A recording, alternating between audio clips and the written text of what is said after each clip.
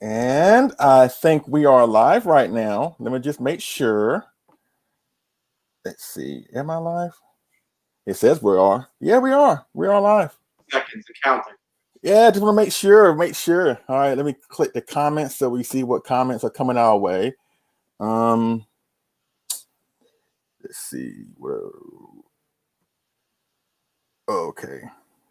Okay. I see the comments, so we're good to go.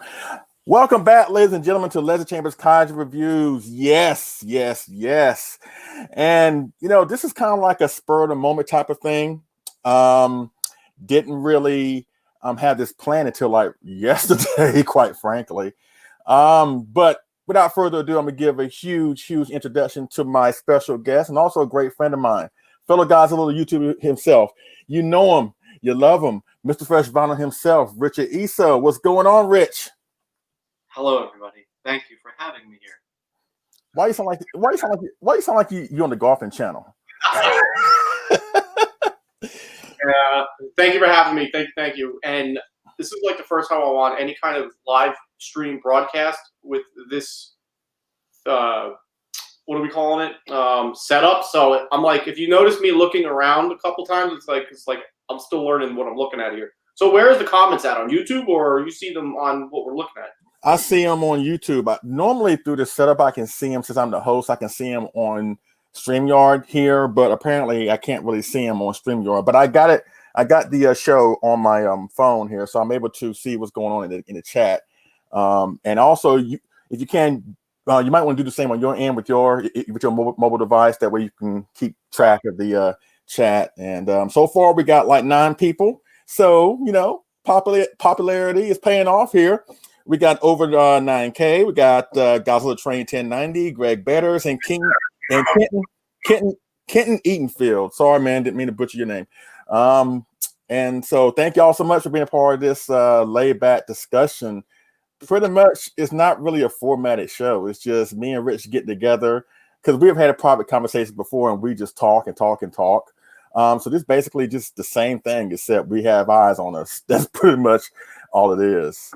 So before we go into, I guess, whatever, you haven't been on here in a long time. So, and before then, the world was in a better place, to say the least. So I guess my first question I want to ask is like, how have you been doing during this pandemic? Not necessarily Godzilla related. I know we're going to get to that later, but for as far as overall life, like how you've been doing and coping with the pandemic.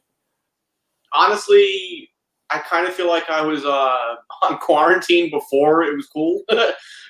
Just keep it to myself and whatnot, do my own thing. But like, obviously, a lot of us worldwide have been experiencing this in many different ways. People losing their jobs, people, families and their kids being stuck at home, those schools and everything else that we already know about. But honestly, I've just been pushing through it. And it's honestly, with everything considered, it's been a pretty good year. I really can't complain. But I'm it sucks. I can't wait for it to be over so we can get back some normalcy here. But we'll get through it. I think this country, this planet's been through much worse than this unfortunate virus. So. Right, because didn't the dinosaurs get hit with a meteorite and burn them alive? Yeah, yes, they did. So it could be worse. I guess that's my philosophy. Like, it could always be worse. I feel fortunate for the things that I have in life right now. So I try not to complain because really it could always be worse. So. Absolutely. Since I checked in just now, Varzilla 1 is in the chat. Kaiju Battle, Michael Farah, Greg Betters, Paul Plutzker, what's going on? Penzilla Fan 04, Linky Lee, he said, what's up, Fresh Vinyl? Christian K, of course, David Dopko, he's in the chat. And Collect All Monsters represent. So yeah, thank you for tuning in. Once again, if you're just joining us, this is just a random conversation between myself and Rich. You know what I'm saying? Just 2 kaiju collectors, 2 really good friends that's going to come together and talk about just whatever. and I asked Rich just now, how's he been doing with the pandemic? And of course, everybody knows about me. You know, I'm an essential worker. I'm a truck driver, so life hasn't really stopped for me. But it has put a lot of things into perspective for me. It has put things into perspective as far as like priorities in life, as far as like what to do, as far as like me being a kaiju collector and everything in between. But as Rich said, we have been through a whole lot worse. And as I said many times before, we will get through this. You know, it's going to take some time to get back to some type of normalcy.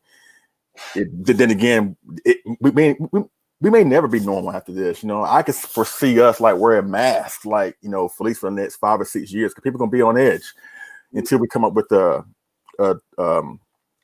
cure for this problem. But I think that we'll be okay. But it's good to see you, Rich. It's good to see you, like I mentioned off air, with those Randy Orton arms and sleeves that you're trying to get, you know, whatever.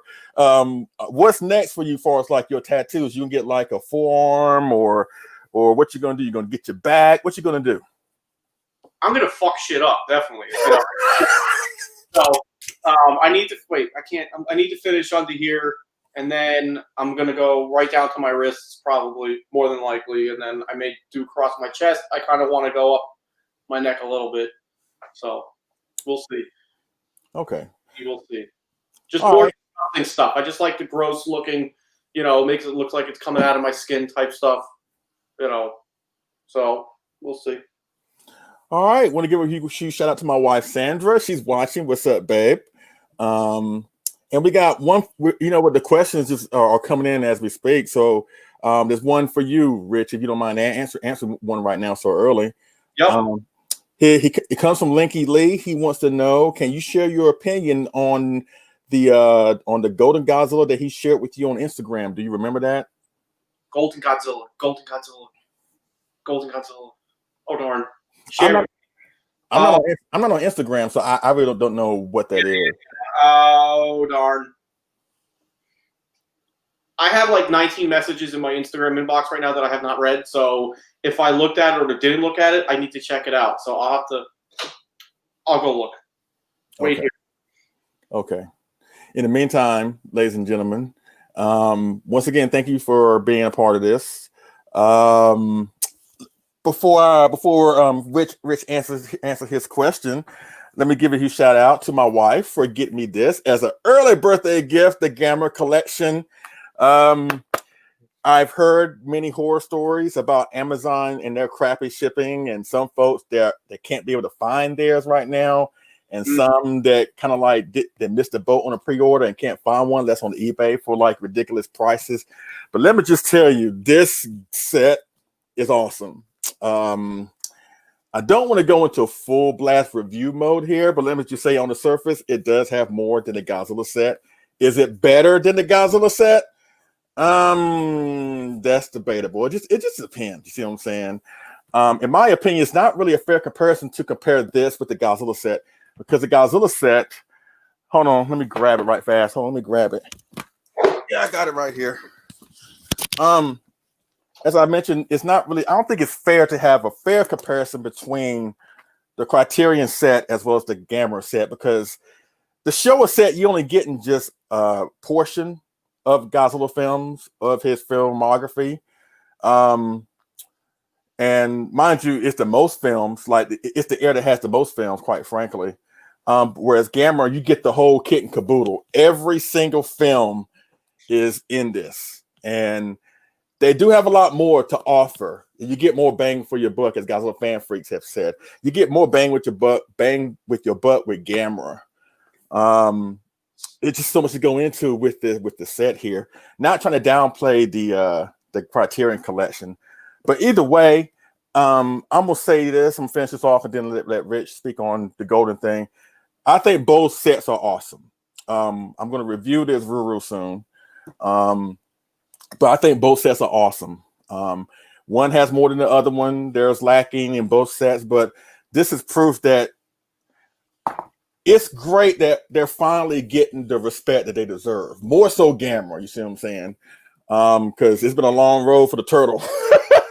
It's been a long road for this turtle. God Almighty, Godzilla already has that utmost respect. Whatever, because he's still going. He still got films going on as we speak. Whether you like him or not, he's still chugging along. Gamera, not so much. But it's nice that both the Criterion Collection and the Arrow Video put this much time and effort into both sets, regardless which one is better. The fact that they put a lot of effort into both sets is really, in my opinion, a thank you to the fans that has been behind these two awesome characters for so long. But with that being said, look for this review to come out real soon. But if you got this set, it is awesome. If you can find one for a good price, don't go overboard with it. Even if you're not familiar with Gamera, trust me, you're going to want this set. All right, Rich, go for it with your Golden Godzilla. Were you able to find it on your Instagram page? Actually, Ealing, if I'm pronouncing your Instagram name right, he hadn't resent it to me because I couldn't find it. So basically, I'm not going to be able to show it. No, it's going to look like crap. Yeah. It kind of looks like the maquette of the 54, very much more reptilian-like, with dorsal plates. He's got more of a sea monster-like tail. It looks pretty badass. It looks really, really cool. So I forget if you sculpted that or if that's your own work, but it looks really good. So keep working at it, dude. Okay. Really good. I'm All going right. to message him on Instagram.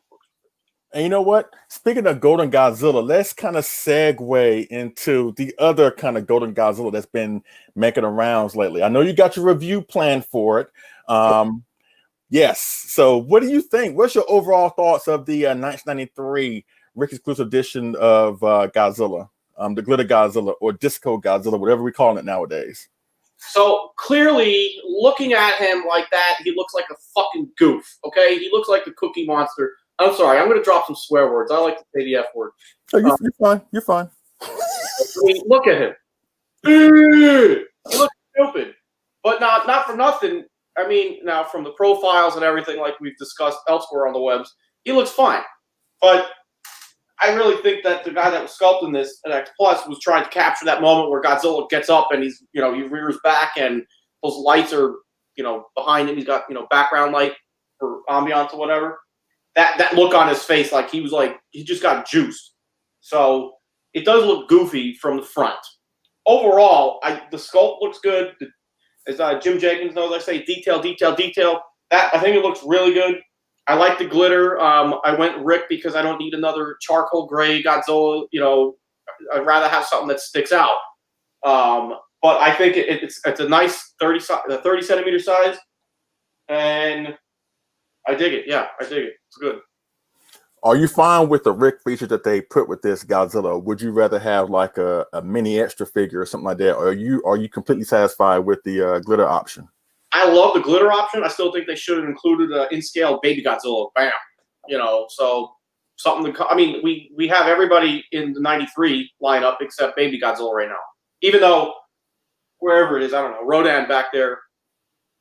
He's much bigger for a 30 centimeter for what he's actually scaled at in the movie. Exactly. Yeah. Yeah, but still, I mean, bigger is always cool. So, but I like the Rick.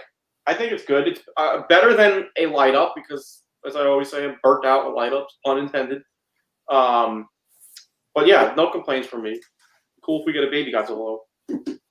Yeah, I enjoy the figure too. And to me, it's one of those figures that you really have to have in hand to really understand. Even though I know that the glitter option isn't for everybody. But hey, the standards are being dropped as we speak. So if you got a standard pre-ordered, I think Hobby Search dropped the invoices a few nights ago.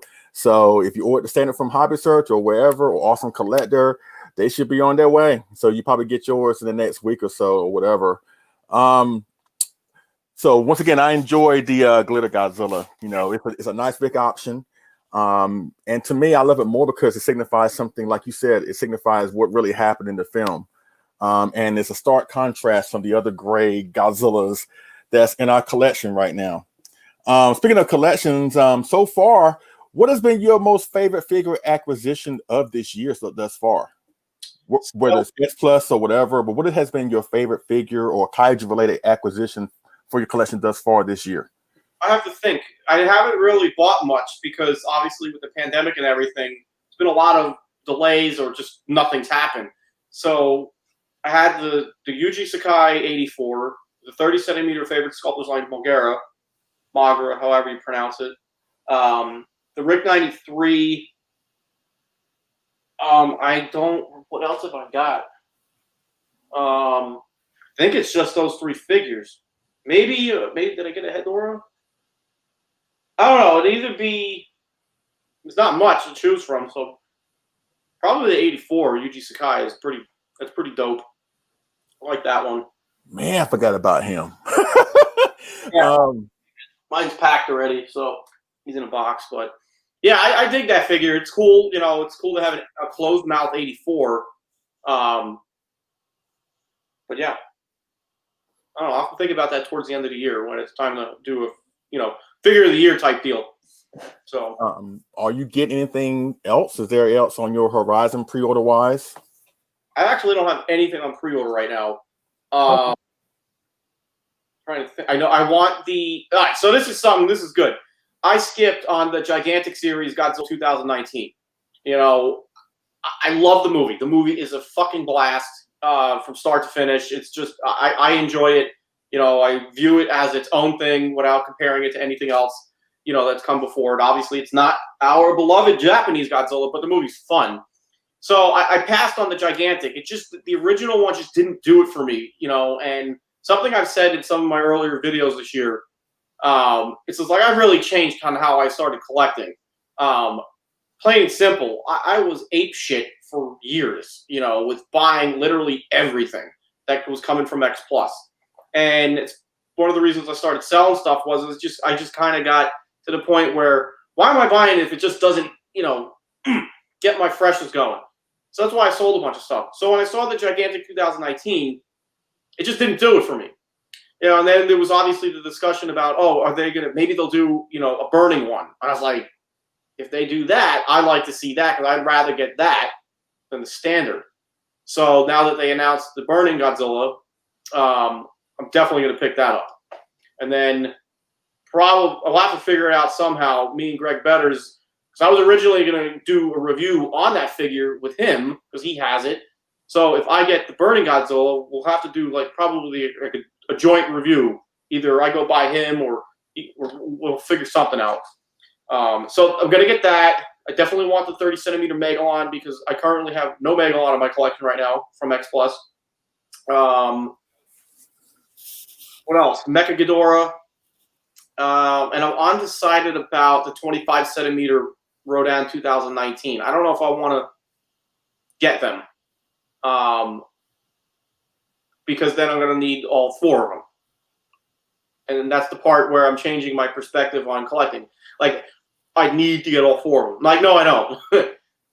I'm not going to get the 25 centimeter Godzilla 2019. It just doesn't do it for me.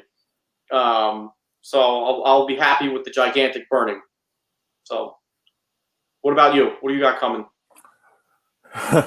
I have the 93 standard. I mean, I got the Rick, but I double dipped because I'm huge in the setups, right? And I got 2 Heisei Mechagodzillas.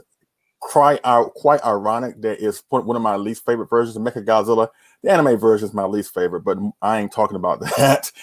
And I never thought I would get 2 Heisei Mechagodzillas. I got the original standard and I got the Super Mechagodzilla. So when they announced the 93, I was like, it's not going to hurt to grab both. So I got that coming from DHL. I just paid for it the other day, so it's probably going to be here Monday or Tuesday, 1 to 2. And I think on Monday they are going to be dropping, not official yet, but I think they're going to be dropping the first batch of the Rick 25 centimeter 2019 Godzillas. I got one of those coming. Right?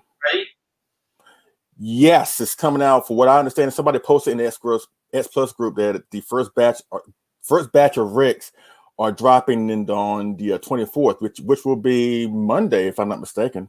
Wow. And I think the standards have been pushed back to September. Over 9K posted that in the group. I don't know when the second batch of Ricks of the 2019 25 centimeters are coming out in September too. I am getting Iris, but I just got word that thing got pushed back until October, my birthday month. So yeah. Defo real wise, I'm getting the 74 Godzilla Rick with the alien.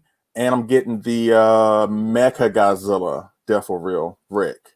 And that is pretty much all I have for the rest of the year. Unless they come up with something else, I really don't see myself getting anything else. Because like you, I'm getting really very selective with what I choose. We're gonna dive into that later on too. But for me, far as like you answered your question, far as like the your favorite acquisition of the year was the Sakai 84.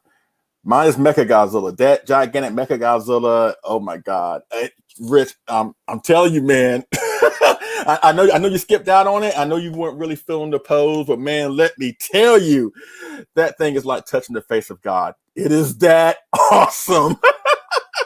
Maybe at some point in the near future, I'll have an opportunity to see some of these. You know, I don't know anybody in my area that has one. I don't think. But you know, like it does look cool. Now I understand like it does have some points of articulation, but it's not even true. Is it true articulation, or is it just because that's just how the joints move on how it was made? Because no X Plus has ever been really made for articulation, other than a couple jaws, and some other maybe a couple things here. But the robots. Even the Kiryu's, I fucking hate saying that name. The Mechagodzilla 2000s, those you can move their arms and whatnot in some different positions. So is that how the Gigantic is in some form or fashion? Yes, he is articulated. I think he is the first Gigantic to have any articulation, because you know the Gigantic series, they just basically like giant statues, pretty much like every S Plus figure with the Mechagodzilla, as well as I have the Power Rangers. That's why I got my shirt on. I got the Power Rangers Megazord from the S Plus Gigantic series, and he comes with articulation. Mechagodzilla, you can move his arms, you can move his hands, you can move his head, you can move his mouth. I think that's pretty much it. You can have him because his hands are kind of like bent down like this, right? So when you put his arms up, it's like he was to give you like a mentally challenged hug. So that's what he's trying to do. But that's the thing. S Plus didn't let us know that it was going to come articulated before we made a pre-order on him. And a lot of people were upset about that.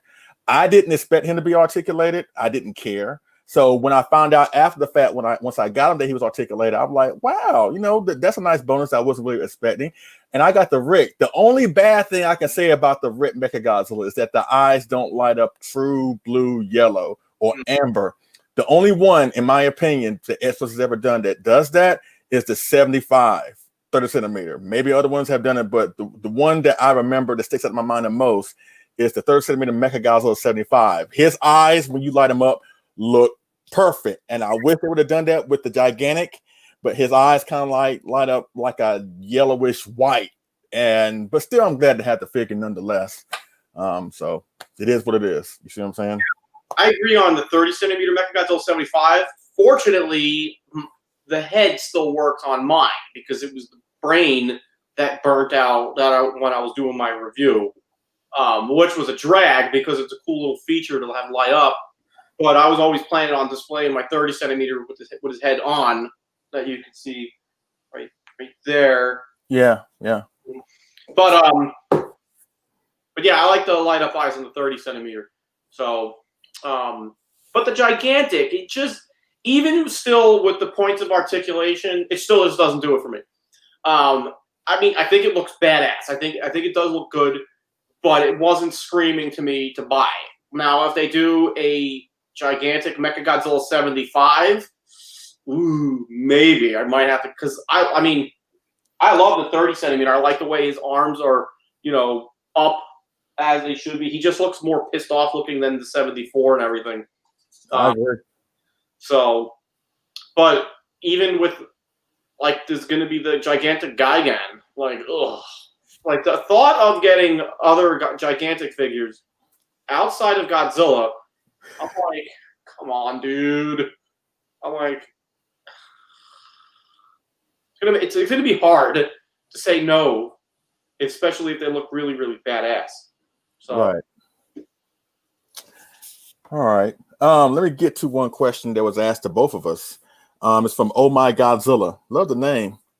He says, "Hey, Rich and Leslie, do you know if a Sakai 84 will be at G Fest next year?" Well, let me just say this. There's no guarantee that there will actually be a G-Fest next year, quite frankly. That's from my opinion. Because we still are under a situation right now. And I know everybody's high hopes or expectations that by this time next year, we're going to be back to where we were. And things will be, roses and peaches and rainbows and all that good stuff.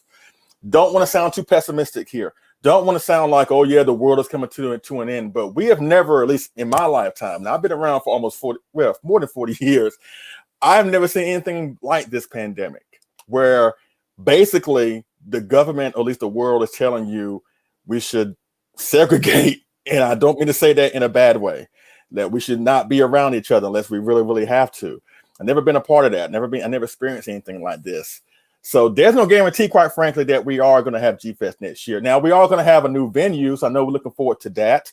The new movie, Godzilla vs. Kong's coming out next year. So next year will be a great time to come back, since we all couldn't go this year. But I don't want to sit here and say, yeah, it's going to happen and, whatever. We just have to play it by ear. And so far, a lot of people are not doing what they're supposed to do. If a lot more people did what they're supposed to do, we'd probably be a whole lot farther than we are right now. In my opinion, it's just my opinion, ladies and gentlemen.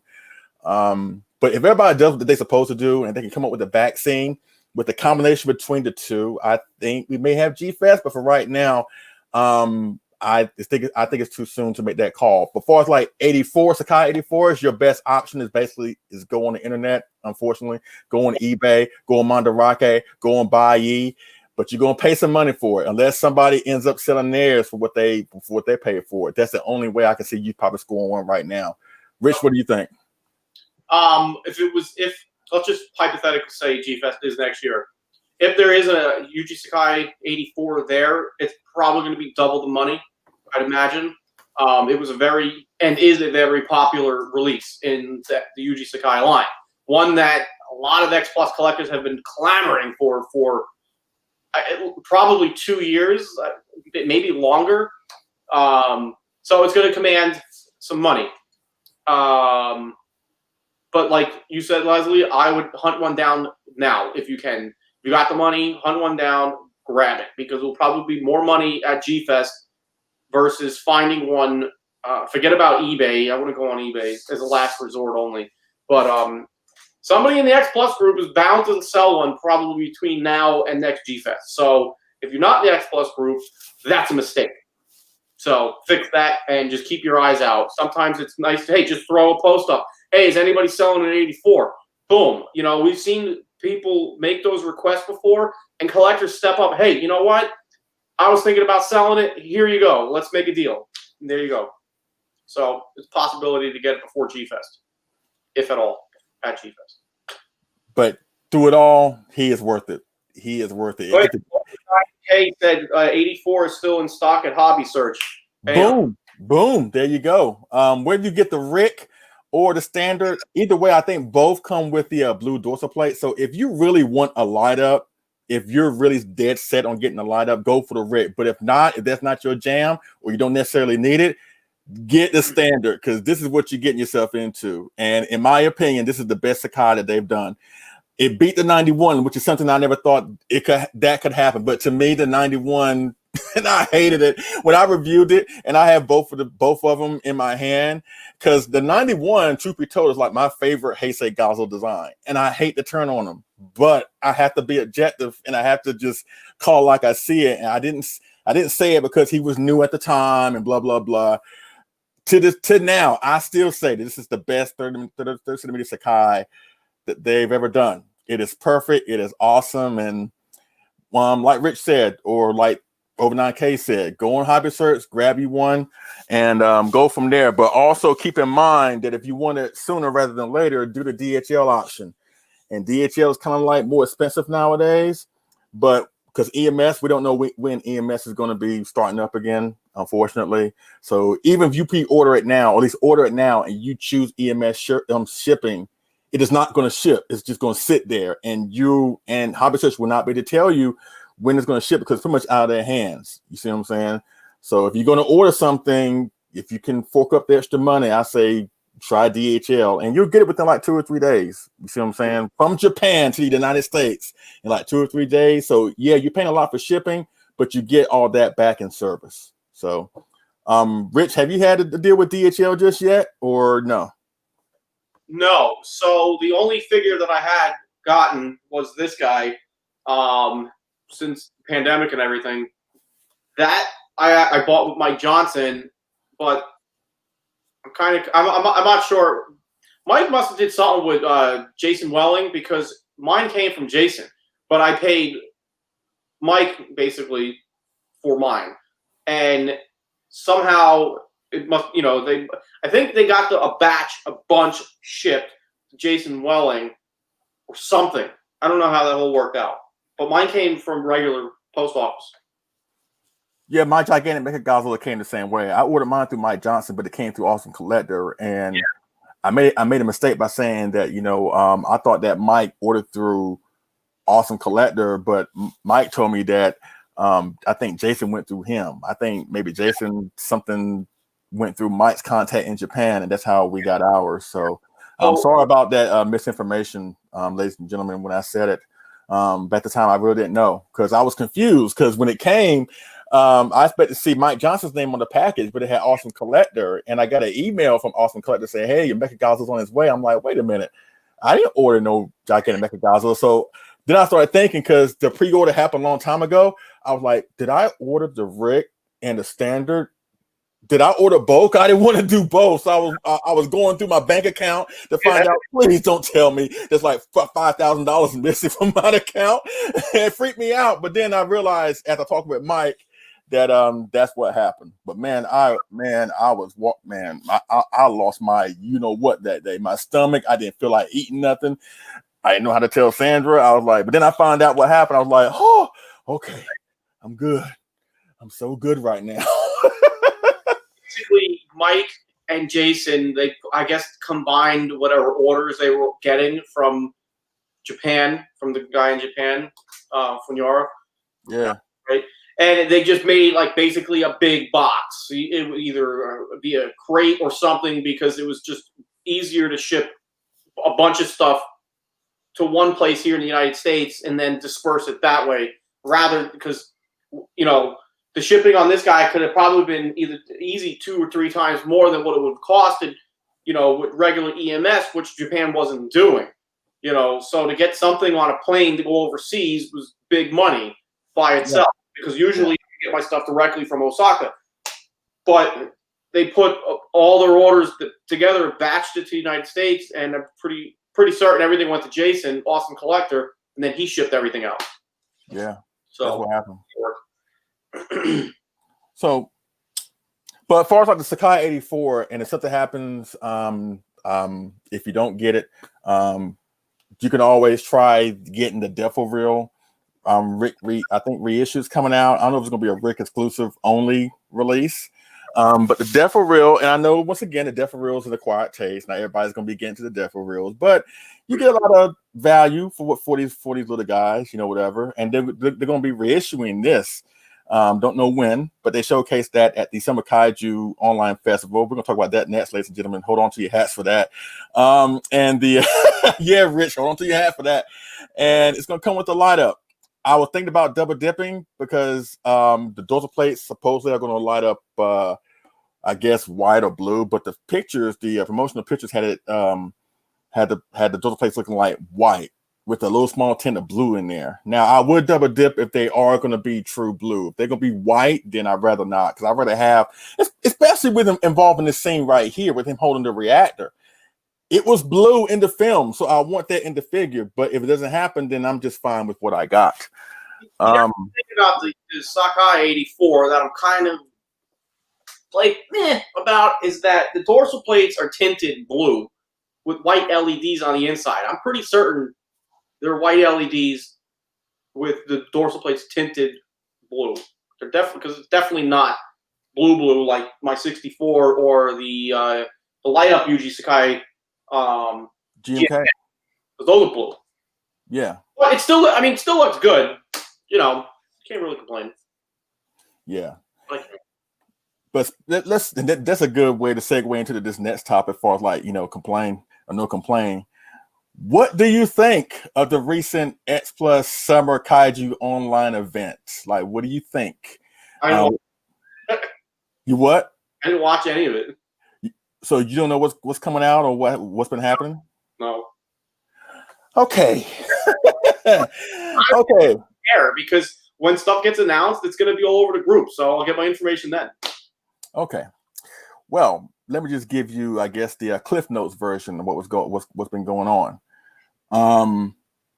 Basically, remember back in April when X Plus had an event where they showcased like that new Rodan, that 56 Rodan with the bass, and the new Gamera. I think I was showcased there too. It was an online event, and because of course they can't have physical events right now because of what's going on. So they have these random online events in place of what would have been like super festival or Wonderfest or whatever, just to showcase these upcoming products that they got coming down the pipeline. And they recently had a summer online event. Mm-hmm. Now they did it like in 3 phases. Like the first phase, they showcased some Gamera stuff, Dai stuff, and some Ultra stuff. The second phase was Toho stuff. And just recently, yesterday, it was some horror stuff. I'll get into that later. But we didn't know that they were going to do it like that. Because normally when they have these events, they showcase everything all at once. So there's been a lot of, I guess, uneasy feelings amongst the S Plus collectors in regards to this event. How it was handled, how it was planned, whatever the case may be. And they showcase a few things. Since I know you pretty well a little bit, I know you're not really into the Ultra Monsters, because quite frankly, the Ultra Monsters, I don't really follow my own self. The only one that I know that is coming, they're doing a gigantic series, Balton from Ultraman. Yeah. The one, that monster. I have a 25 centimeter of him. So I do have, not to cut you off, but I used to have like almost the whole line of 25 centimeter Ultraman Kaiju from the first Ultraman show. Yeah. That was so much of a big impulse for me and I blame G for that, because when I went to Japan, we went to X Plus, he gifted all of us a figure, which was so generous of him and kind of him. But I got a Boris and Benia from one of the the episodes. So I told him then, I was like, you know what you just did? You just screwed me, because now I'm going to go start hunting down the Ultraman figures, something that I said I was not going to do. But I did it anyways. At this point now, I sold most of them, but I kept the ones that I enjoyed the most from those, their corresponding episodes. So those are the only Ultra Kaiju that I have right now. But anyways. And how you feel about Ultraman as a show? Have you gone through all of them yet? Do you still... Only the first show, and I only had watched that, I think, in 2014, give or take, the original show.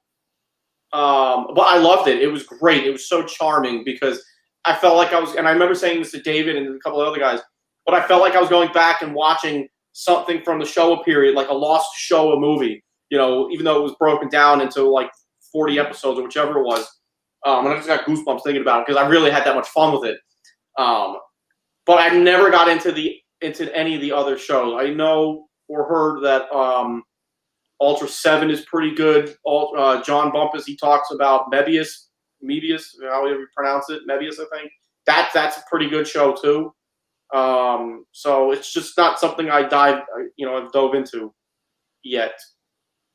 It's funny you mentioned Ultra 7, because Ultra 7 is my favorite Ultra show. And I'm like you, I haven't gone into every single one of them. I've only really just gone into Ultraman and Ultra 7. Ultra 7, I'm hardcore into, and that sounds weird saying that, but you know what I mean. Yeah.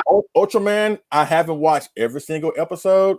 There are a few episodes I do like and enjoy, but I haven't gone through the whole series as a whole just yet. But Ultra 7 is my jam. But everything after that, the Return of Ultraman, Ultraman Tara, Ultraman Leo, even the Heisei ones, Tiga, Dinah, Gaia, and just I haven't really, it's like a rabbit hole I just don't want to go into. But Ultra 7, yeah, Ultra 7 is my jam. When Kyle and David and Robert and Jeremy did their they did a show a few weeks ago involving the Summer Kaiju Festival, and they branched off and talked about Ultraman and Ultra shows. Robert Dwyer said that Ultraman, Leo, and Taro. He said basically, if you like the 70s Godzilla films, you will like Leo and Taro. So I may start to dive into those two because I love the 70s Godzilla films. Despite what you may say, ladies and gentlemen, the 70s films, and I'll say it right now, y'all know this already. The 70s Godzilla films is my favorite era of films. If we dissect them from like the 60s, 50s, 70s, Heisei, Millennium, Monsterverse, the 70s are my jam. Those are my, you know what, I love the 70s films. But I may get into Leo and Taro. So you know what, that's a great question I want to ask, Rich. If you had to dissect it, what is your favorite era of films? Is it the 50s, 60s, 70s, or just the show as a whole? Heisei, like what is your favorite era of films that you can't get enough of? Oh, it was definitely Showa. But I easily gravitate towards the early 60s to the mid 60s. Almost pretty much. Obviously, 64, was my favorite. Both films, 1 and 2 are my favorite. I love Son of Godzilla. But yeah, definitely the 60s. That's my jam. And of course, your favorite film is my also favorite film, Mothra vs. Godzilla, Yes, right? Sir. Yes, sir. Does it bother you that we picked the film where he doesn't win in the end? No, because it's such. See, this is where, in my opinion, like I enjoy the film for what it is. Like Godzilla's a villain, he's a bad guy. It's just a fun, campy story. There's a lot of stupidity in the movie, yes, but it's fun.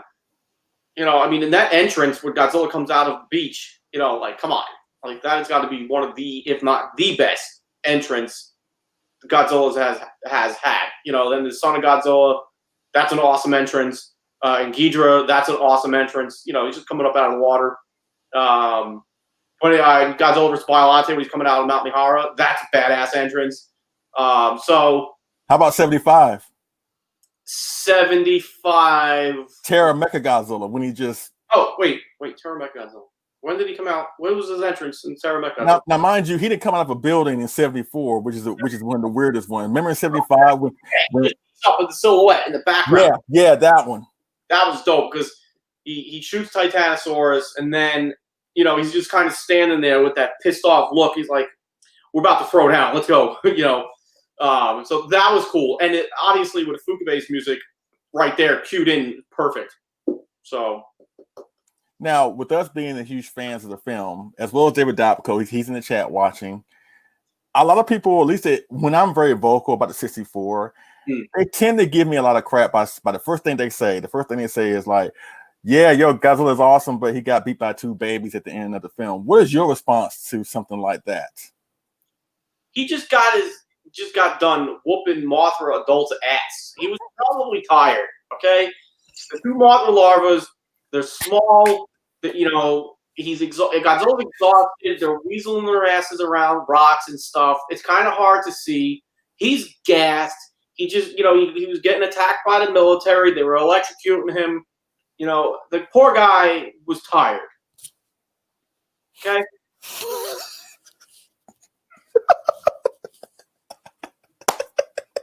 I'm sorry. Hold on. You know what my explanation is? Because of course, we got our theories behind it. And yours is a great theory and a great reason. He was tired. I mean, as a matter of fact, Godzilla hold on one second. Hold on. We'll wait here. Obviously, look at him. Hoping getting the camera. Look at him. His eyes are all hooded. Look at him. Of course, he needs a nap. Of course, he needs a Starbucks run. Of course, he needs some kind of Red Bull injection.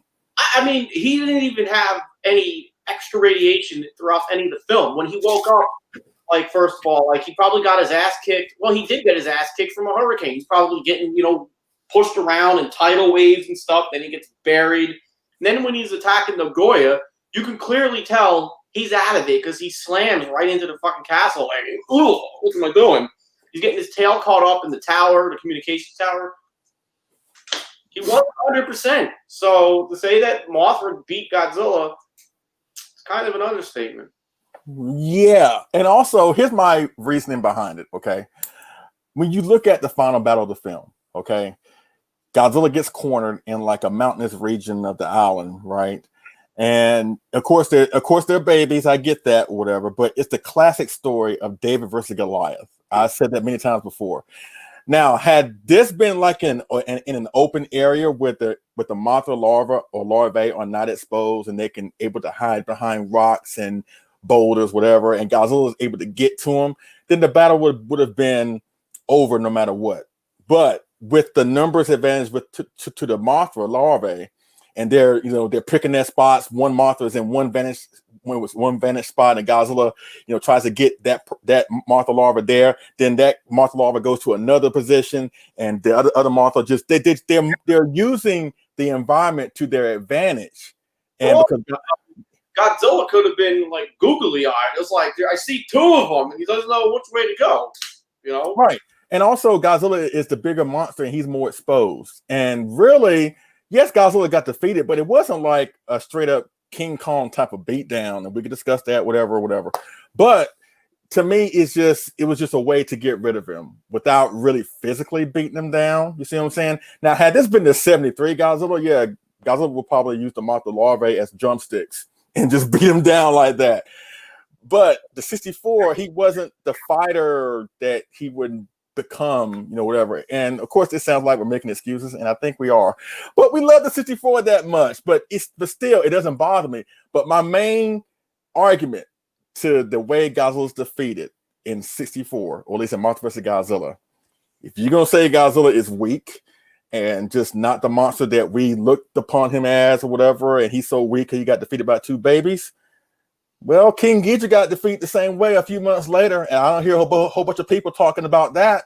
So you can't jump on Godzilla and not jump on King Ghidorah for the fact that they both got defeated in the exact same way. It took 3 kaiju to beat Godzilla. 3 Mothras. 3. Okay? 3. 3 bugs. You know what? And that's fun. And you know what? At some point, I want to do a deep dive into Mothra vs. Godzilla. I gave David an invitation, and he's down for it. So, Rich, if you're down for it, let's do it. Let's dive here first into Mothra vs. Godzilla at a later point. Also, I forgot to mention this earlier when you were talking about the Gigantic 2019, and I'm sure you don't mind me saying this here now. When Rich gets his Gigantic 2019, we're actually going to do a live stream comparison between the Ricks. I have the Rick 2019 from last year. He's getting the Fire one, and we're going to do like a live stream debate to find out which 2019 Rick Godzilla is superior. I know David's not going to watch that because he can't stand the legendary Godzilla. So it's all good. It's all good. We should just go out to Seattle and just do it on his front porch. Yes. But get back to I know we got off track a little bit. We want to get back to the Summer Kaiju event where we're showcased there because I wasn't finished yet. They showcase a Death for Real Gamma 96 from Advent of Legion. They showcase a 25 centimeter, at least a silhouette of the 25 centimeter Jiger from Gamma versus Jiger, and a few other Ultra monsters during the first phase. The second phase, they showcase Toho stuff. They showcase the Gigantic Fire Godzilla 2019. It's not up for pre-order yet. For what I understand, I think it's dropping in December for what I read on a flyer or announcement of it. So I expect the pre-order for that maybe to show up probably in September, since it's going to be dropping hopefully in December or whatever. Let's just hope and pray that EMS shipping is running up and running by then. They showcased, help me out in the chat, people. They showcased a Death for Real Varan from 1958, a crawling Varan with the statue as the Rick. I mentioned the Death for Real 84 with the light up dorsal plates. As you said earlier, Mecha King Ghidorah. We didn't see the figure, but we saw in my opinion, a better 3D model of the figure, what it supposedly could or will look like. I think I'm missing something.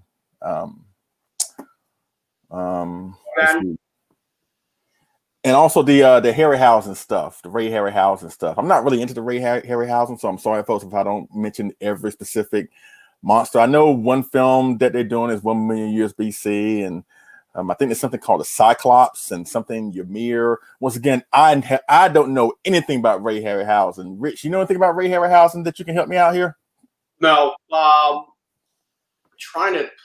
No, I never really got into those films, unfortunately. Okay. And I forgot this one. I mean, didn't he do the special effects for Clash of the Titans?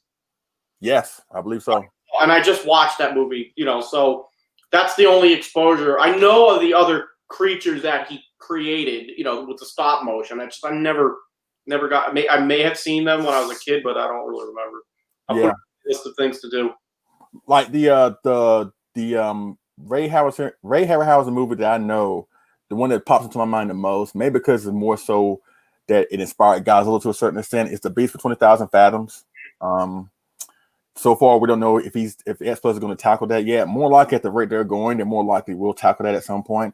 Oh, and they also showcased the Death of Real Mechagodzilla 75 3D model like King Ghidorah, Mecha King Ghidorah, I should say, and the 25 centimeter Rodan. So out of all that was shown there, what are you most definitely getting? So Mecha Ghidorah, it's like that's one that I definitely want.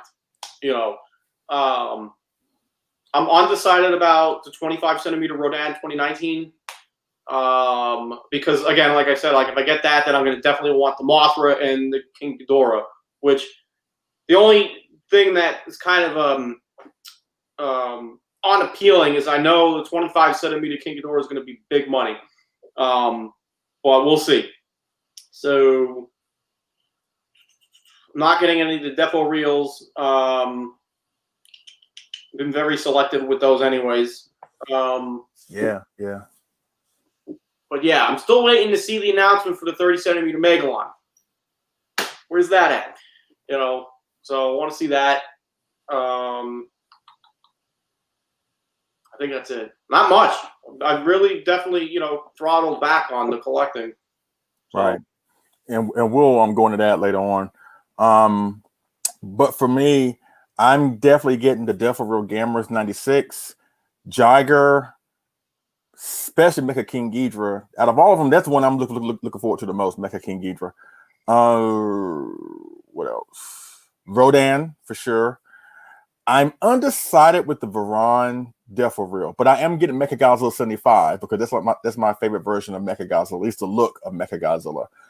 I'm more excited about what the Rick feature may be. I mentioned this on Collect on Monsters last week that I think the Rick feature is going to come with the brain, and it'll be nice to have like the brain in a gigantic series size head type of situation because we all know that the Death Reals have gigantic series figure size heads. So if it comes with the brain, I would like to have that.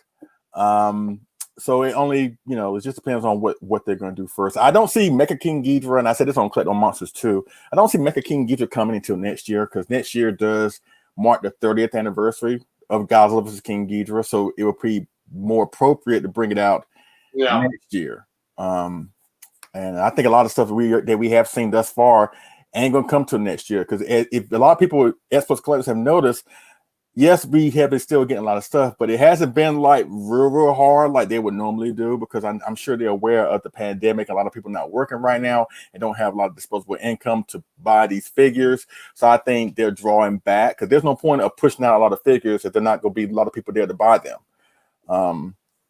So, it is what it is. But yeah, I'm definitely looking forward to Mecha King Ghidorah and all that good stuff. And And they showcase something from yesterday, a horror character. I think her name is Vampirella. It's not called stuff in the X Plus group because I'm going to keep deleting it. It's not Kaiju. Bam. That's the thing. They showcase they're doing like horror figures now. Like they've done like Death of Real horror icons before, like Pennywise and Jason Voorhees, and they've done like Planet of the Apes, Caesar and stuff. But this is like Vampirella, whatever. And a lot of folks were thinking they were going to showcase more Godzilla stuff or Kaiju related stuff. So a lot of people have looked upon this event as somewhat of a downer and somewhat of a disappointment, and which is fine, which is whatever. And plus you haven't paid much attention to it anyway, so it's not like you really missed that much. But I do believe that at the same time, yes, disappointments come, and it's fine to be disappointed. But I do believe that we also need to chill just a little bit as S Plus collectors. I think as S Plus collectors, and when I say this, ladies and gentlemen, don't hate me in the comment section. I just think that we have been so spoiled with S Plus, with what they can do, what they offer us. And when we expect them, at least when they announce these events, we expect to get shown all these great things. And when it doesn't happen, we tend to feel some type of way about it. But I've adopted the philosophy that, once again, I'm not into the Harryhausen stuff, but I know there's a lot of people out there that do like the Harryhausen stuff, and I'm happy for those people. But just because I don't like it or don't particularly want to invest into it doesn't mean I'm going to hate on the event. And for me, that's money I'm saving, whatever. But if it makes you happy, hey, go for it, whatever. And also at the same time, this is not going to be the last show that X Plus will ever do. I think a lot of people are missing the point on that. This is not the last show they're going to do. They're going to do more shows. They're going to put out more figures. They're going to, tease us, with these random announcements that we get every now and then. So that's not going to stop. But I understand both arguments. I understand why you're disappointed and you kind of blame X Plus for that, but I also understand that X Plus at the same time didn't really promise they were going to showcase like a gigantic Gigan or a new Sakai or whatever. They just said, in all intents and purposes, they were going to have an online event that, yes, granted, the planning and execution of it could have been better, but this is like any other event. Like, we're going to be there, we're going to showcase new stuff, and by all intents and purposes, that's exactly what they did. So, but how do you feel about that, Rich? Have we become too spoiled? Yes, absolutely. Because we were collectors of X Plus, and this is not like it's been called an X Plus White Knight or some other shit over the years, and I don't really care. What kind of crap is that? We grew up, what I'm going to say, like, grew up collecting X Plus before it blew up. We've talked about this so many times. We sound like, a retirement club when we talk about this. But we were in the X Plus group when there was maybe 50 people there, less. At least I know when I joined, it was maybe 40, 50 people, give or take. Before Diamond, before we had 30 centimeter line, 25 centimeter line. That's Bandai, by the way. But that was it. We also had the Real Master Collection, which was the resin, Polystone, whichever, reissues of 30 centimeter figures. But there was no gigantic. There was no favorite sculpt. There was no UG Sakais. There was no Defo Reels. There was no the museum pieces, which kind of fizzled out anyways. Then introduced Diamond, the reissues. And it just blew up. The group blew up from like a couple hundred. Now we're over like 4,000 people. And that's great. If it wasn't for the Diamond reissues, I wouldn't have been able to get some of the figures that I have behind me, to fill in the gaps of things that I wanted. So it's great that we that there's so much out there. But yeah, we're spoiled. And it's okay to be spoiled. Like, I feel spoiled as shit. It's a good thing? Yeah, it is a good thing to be spoiled, but we just got to be patient with and consider, the everything that's going on in the world right now. Like come on. Like, I can't believe this. I have to wait 2 months for my figure to come. Oh, God. First world problems. Like, God. Like my toy. Like, big deal. You're going to get it at some point or another. So, yeah. That's a whole topic I could dig into. Actually, I think we will. But you're absolutely right, and that's how I feel about it. We have become spoiled, and as a collecting fan, that we have become spoiled.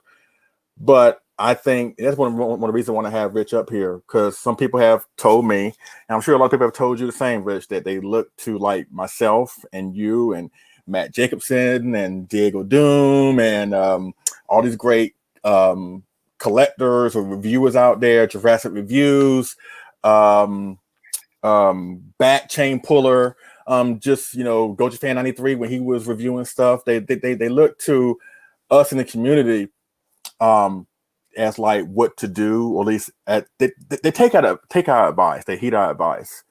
But I think it's also our responsibility to let them know that yes, this is fun, but there's also a dark side to it too, which we'll go into. But when it came down to this event in particular, because for one, like I said, I'm getting the Defo Gamma 96, Mecha King Ghidra. I'm getting a few other things. So for me, the event was a success. they showcase stuff that I want to get, then yeah, then I'm fine with that. But like I said, the Harryhausen stuff, the other stuff that I'm not really into, the Vampirella, whatever, I'm fine by not getting it because I'm at a point in my collecting journey that I'm getting really super selective with what I want to have in my collection. Every piece of my collection has a purpose. I don't want to have a collection where I'm putting figures on top of figures and I don't know what is what anymore. I don't know, like, you know, because I've heard stories before where people have gone through their collections and seen something that they forgot about, and they forgot when they bought it. They forgot about when, you know, when they pre-order it. And I think when you get to that point, you might need to rein yourself in a little bit. You see what I'm saying? At the end of the day, you're an adult. You can buy what you want to buy, but at least keep it in perspective. Keep it in perspective. That way you're not one of these collectors that's just getting everything because it has X Plus's name on it or Bandai's name on it. And then you get so much stuff that you don't have a way to properly display it. Then you resort to putting it in bins and storage spaces and stuff like that. And to me, when you buy a collectible that's expensive as this or that, they need to be shown. They need to be shown, not in a bin, not in a closet or whatever, if you can help it. So hopefully you can heed that advice from us and other people that's been doing it for a while. And my whole advice, at least my mantra in my collecting journey at this moment, is to say it's okay to collect, to be a kaiju collector, but do it in a smart way. There's a way of doing it, and do it in a smart way. Now, with you, Rich, you know, I've seen on your channel that you have done a few things or whatever. You know, you've done your gigantic series ranking, which was an awesome video. I did a response to it. I don't know if you watched it yet, but please check it out as soon as you get a chance. Yeah, by look on your face, you haven't watched it, but because that was a couple months ago. Yes, yeah, you did yours, I think, like the first of the year. I just did mine like 2 weeks ago, so it was so it's fresh, no pun intended. But let me just say, spoiler alert: between those two videos, our lists are kind of inverted. Like what is on the bottom on your list is like the top of mine. Let's talk about that for a few seconds. The 64 gigantic is like on the tail. Yes, I'm gonna go into it because you said my name 3 or 4 times in that video. Your gigantic 64 is like on the bottom half, but your shin is at the top. Yeah. My list has the 64 at the top and the shin towards the bottom half. Now, 3 or 4 months removed from your video, do you still feel the same way about your ranking of your gigantic series figures?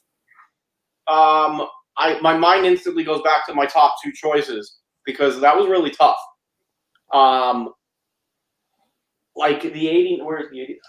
What's up there? The 89 is a badass. Like, and I always go back to Kyle Yount's video that he did with G back in 2014 when they had just started talking about the gigantic series, and G said he basically wanted the figures to express powerfulness, you know. And like pretty much all of them, well, no, not all of them. The Shin, the 89, the GMK, and the 2000. What other ones? Oh, the 80. I got my burning in the kitchen. But you know, those ones really just scream pissed off, powerful Godzilla. So the Shin still has a top spot easily. Well, no, not so easily. I take it back. Not so easily because the 89 was really just creeping up his ass. And I sat there, you know, before recording. I'm looking at it. Looking at 89. Look at the Shin. 89. Got the Shin. I was like, darn, this is hard. And I don't that's probably one of the first, if very rare few videos that I've done where I've ranked figures because I don't normally rank figures, you know. So I found it a little difficult to try to pick favorite, but it was easy to pick which ones I didn't like the 64. It's okay. I still love you, Rich. It's waning right now, but I still love you to death, man. It hurts to say that the 64 is not my favorite gigantic, but you know, I have my opinions about it, and it's you know. Absolutely. Because of the 30 centimeter that we have right here, whatever, I can't pointing like an idiot. The 30 centimeter Rick that I have is my favorite at the moment. Right. And that set the bar really, really high for me for with gigantic, what I was expecting with gigantic. But it maybe I set my expectations way too high, probably. But I just know how the 30 centimeter really excites me when I look at that figure, for everything that it is. And forget about the blue light up dorsal plates. That's like an extra bonus. But it's just the way the figure looks. It's just badass. So, yeah, sorry. No, it's fine. Plus, you have your KOC coming real soon, right? Yes. Right, David? If I know he's still watching, he could finish the other one first. You could do mine last. I'm in no rush for that. But yeah, I'm excited to see that. But not to put any pressure on David. It might become my favorite piece of my collection. Because he's watching. He's watching right now. That I was really like when that was announced, and I had been watching the post that I can't pronounce his name, Akira. I'm not even gonna forget. I'm not even gonna pronounce his name. I can see it in my head, but it's not coming out of my mouth right. I know who you're talking about, that guy from KOC. His stuff on Twitter. I've been following on Twitter for a while, so I've been watching a lot of the things he was doing. So when he first started doing 64, I'm like drooling out of my mouth, and then he started posting some stuff on his Facebook page, and then boom, it was put out for pre-order. So I'm like, shit. I was like, I don't do models. Like, it's just not something I've ever dove into. I've done plastic models here and there, painted them up. And I would say I did a decent job for not having any skill. But this is not something, this KOC 64 was not something I wanted to tackle because I would not do it the justice that it deserves. Thank you. I hit up David and I told him, like, look, like you could say no, I don't know what's on your plate for kits and whatever, but I felt like I did throw pressure on him because he knows the 64 is my favorite. And I said, like, it would be an honor to have him paint and build the 64 because I don't have, like, to have something that he did in my collection. It's sentimental to me, and especially to 64. So, bam, like I'm very excited for that. Yeah, a few people have asked me was I going to get the kit, and I was like, no, my money's been tied up with other things, quite frankly, and plus I have the M1. Not trying to say the KOC is inferior to that one, because David has already got his done, and my God, it looks great. And then it makes me wish I would have gotten it. But the 2000 that's coming, that KOC is doing, I might dive into that one. Not really sure, because there are a few things that Sandra and I want to do around the house. So I'm going to, I'm still going to collect, but it's just going to be just moderate, because I'm getting to the point, as I mentioned earlier, that I want to just really be smart and not just get something for the sake of buying something. Now, if you're new into the collecting journey, then do what you need to do. But like I said, just do it very, very smartly. I know I said it many times before already, but trust me, it ain't gonna be the last. Because I want to help people. That's the purpose of me saying the things that I say and do the things that I do. Because there was a time when I came into this genre or this hobby several years ago, I didn't know jack crap about what I was doing, what I was buying. That I could have bought it somewhere else for a better price, whatever. So I'm trying to take what I've learned, and Rich the same way. Take what we've learned and help other people, because whether they admit it or not, some people do need help, and I don't see anything wrong with that. Especially in this fandom where you can get real judged real quickly. If you don't like a certain guy's little design or a certain movie, whatever, you get judged and raked over the coals, and that's just wrong and stupid in my opinion. But at the same time, I still want to help people because, like I mentioned before, I'm not going to be up here forever. I'm not going to be up here. I'll probably say in the next 2 or 3 years, I'm probably going to just shut this down and move on, because me and Sandra got a lot of things we want to do. But I'm having fun, and I feel like once the fun is gone, then that's when it's my time to step away. But so far, I'm having a great time here, Collect on Monsters, collecting in general, having conversations with Rich, whatever. Just having a blast. I think that's the name of the game, ladies and gentlemen. it's all for fun. It's not about who has more. It's not about who don't have this figure or who don't know a lot about these monsters. It's not all about that. It's about us coming together and having fun. Who would have thought? Because at one point, Godzilla was a tragic character. He was the embodiment of the atrocities that happened back in World War II. Who would have thought that a being from that era or that event would become this beloved icon that brung so many people together? But that's what we are. We're Godzilla fans. Be proud. Be proud to be a Godzilla fan and Gamma to a certain extent. Be proud. You know what I'm saying? So, but Rich, I know that you've sold off a few things. I guess I want to know, like, what the Rich Eso for 2020, how is that different from the Rich Eso from 2013? Like when you first started, or 2012, or whenever you started, how is the Rich of today different from the Rich of yesteryear? And what have you learned along the way to evolve you into the awesome person that you are today? Well, that could be a loaded answer. But you got the floor, sir. We all is, man. I mean, we're talking about, like, from a collecting standpoint, you mean, right? Yes, sir. Yeah. Okay. That way I don't go off in a tandem. In 2000, let's see. All right. So I started collecting when I was like 12, give or take, 94. Yeah, 94. So I was 11. And I started with the Treadmasters. I'll just try to go quick through the blah, blah, blah. But I got into Bandai figures. And my mind was just blown at that point. So I tried to snatch up whatever I could when I could from the comic book stores that I go to in New Jersey. And then when I first went to my first G-Con, was called G-Con, was in New York City in 97. I went in 98 as well. I bought more Bandai figures there. So over the years, once I got older, once I started working, I discovered eBay.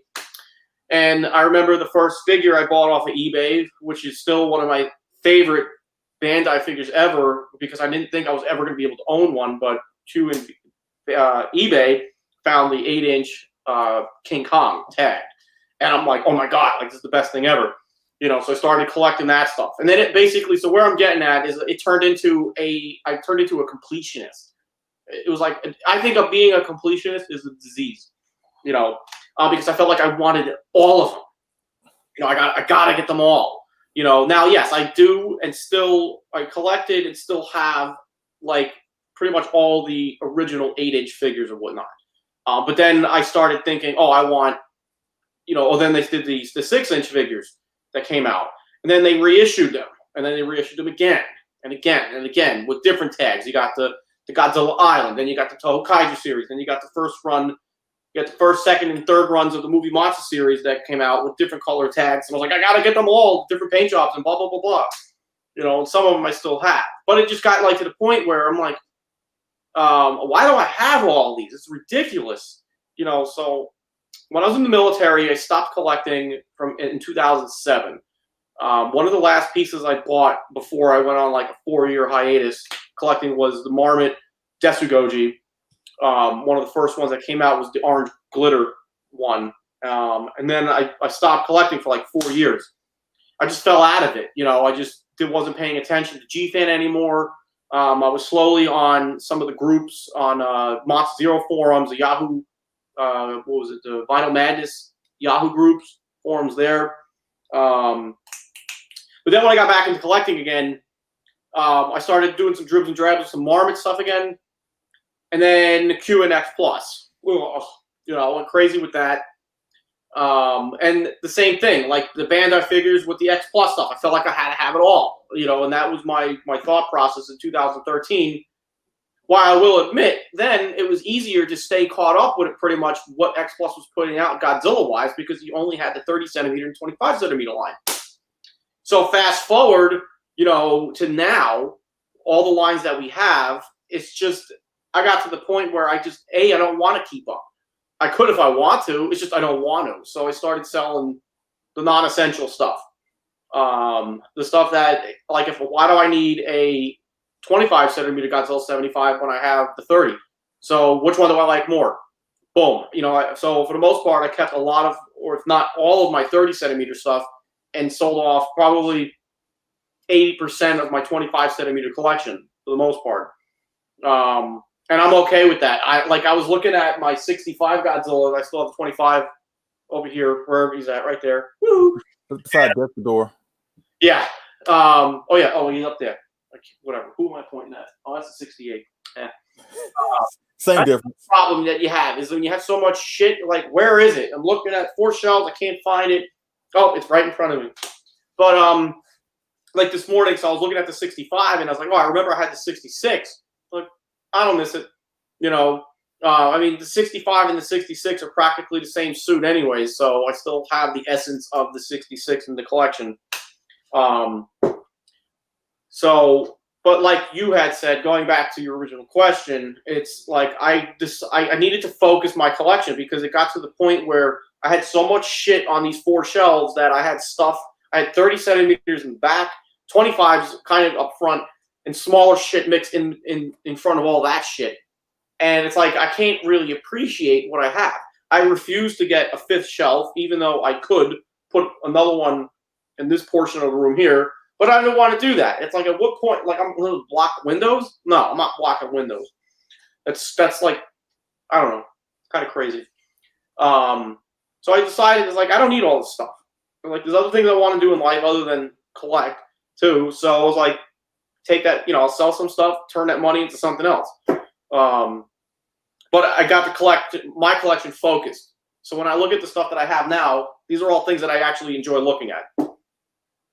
In a nutshell. That I rambled now. No, it wasn't rambling. You were just telling your story. If you had to do it all over again, would you have done the same thing? No.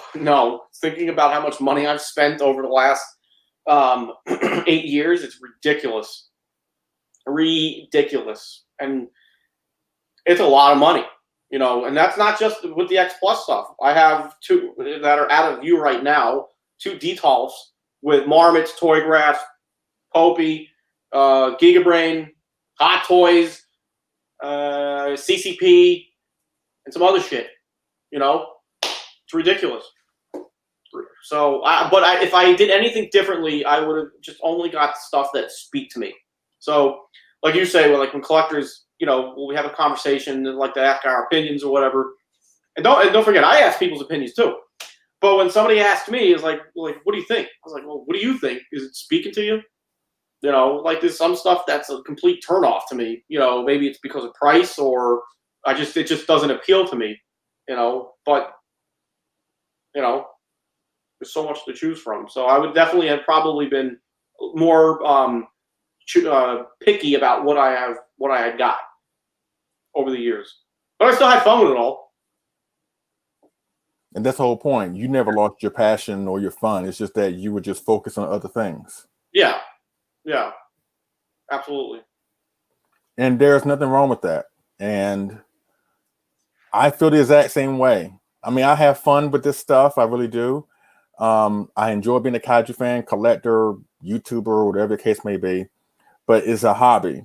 It's something that I'm not doing on a continuous basis. Like, I can't remember the last time I actually watched a Godzilla film through and through. I think some people think of Godzilla fans, I think we're just these nerds that just sit down and watch Godzilla films all day long. For me personally, I don't really have time because I work a lot. And when I'm not working, I'm spending time with my wife. And there are times we may pop in a Godzilla movie, just depends on what it is. She is no fan of Mania, so I know if we're gonna watch a Godzilla movie, Son of Godzilla, Destroy All Monsters, Godzilla's Revenge, we can't pop those in, and that's fine. But I am, like I said, I got the Gamera set, so I'm getting more into Gamera. I'm trying to expose her more to Gamera, but once I've shown her thus far, she is completely fallen asleep on, and that's fine. But you're familiar with Gamera a little bit, and I'm sure she's watching. If you could recommend a Gamera film that I could put on for her, just to get an outside perspective, what one would you recommend for somebody that knows about Gamera but doesn't really know anything about the movies? But is there one film that you could recommend, or anybody in the comment section, if you hear this question, what can you recommend for me in this set that I can show Sandra, and hopefully she'll be more of a Gamera fan? Gamera versus Legion. Case closed. Okay. I was thinking about that because that's my favorite Gamera film besides Barugan. But I know Barugan, since Gamera is not really in that film that much, it just relies mostly on Barugan. I don't think that she would enjoy that. And I'm sure as heck not going to show Veras or Jiger or Zigra. Can't do it because I want to keep her as a fan. I don't want to make her eyes bleed. You know what? Let me just say this, ladies and gentlemen. The later Showa Gamera films, they're okay. But once again, it's like they're an acquired taste. I think if you're a completionist as far as like a kaiju fan that wants to see every movie, watch them. As a matter of fact, when it comes to this set, if you are getting this set and if you're new to Gamera, I suggest watch the first 3 movies first. Watch Gamera versus Barugan, and especially watch Gamera versus Gauss. And if you want to skip the other, let's see, 1, 2, 3. If you want to skip the other 5 and just jump into the Heisei, I'm fine with that too. But if you can stomach it and go through it, I recommend watching every single one past Gauss and just, once again, it's an acquired taste. It really is. I have no problem with them, even though they're very kid friendly. But I think to really understand, because the Heisei films are awesome. They're like the best kaiju films that have ever been made. In my opinion, as a whole, they surpass the Godzilla Heisei films. This is my opinion. But I think just to see how far Gamera has come with the Heisei, you really have to go through every single one that happened prior since Gauss. And you see how low Gamera got towards the tail end of the Showa series. People tend to complain that Godzilla got real silly and stupid and goofy towards the tail end of his film series. Gamera went through much worse. Gamera went through a whole lot worse. And to see him come back in the Heisei series with better films, in my opinion, than the Godzilla Heisei films, shows a testament on how tumultuous a journey that Gamera has been through. But yes, I will take your advice. I will show her Gamera 2. Gamera 2. Is there like a runner-up film that you would suggest besides Gamera 2? Probably Gamera Guardian of the Universe, the first one. You know, I like the Heisei films. I tried watching Gamera versus Jiger. Is that the one with the 2 kids go on a spaceship and they get zipped out to space or whatever? Is that Jiger? No, that's Giron. Okay, so I tried to watch Gamera versus Giron. And I tried. And I had to turn it off. Like, this is fucking horrible. I'm like, I just couldn't. Like, I just, and I was watching a dubbed version on Amazon Prime. So I was like, all right, let me give it a shot. I was like, I just couldn't finish it. Like, it's just so like cheesy, bad. But that's the thing. I mean, and I appreciate what they try to do with Gamera in the Showa films. I mean, they're not like the Godzilla ones. It's like, for all my wrestling fans out there, it's like if the Godzilla series is looked upon as like WWF or WWE, Gamera was like TNA, and people would get that reference. Where they look at TNA as like WWE light, Gamera is kind of like Godzilla light. I appreciate what they try to do with some of the monsters. Like the monsters, I think the monsters were really the selling point of the Showa films, where they were so much different than, the Godzilla ones. Where you had Gigan and Godzilla, a cyborg space chicken, King Ghidorah, a 3-headed dragon, Mechagodzilla, a cyborg version of a Godzilla. Then you go to Gamera, you have Gauss, the super cool evil giant bat.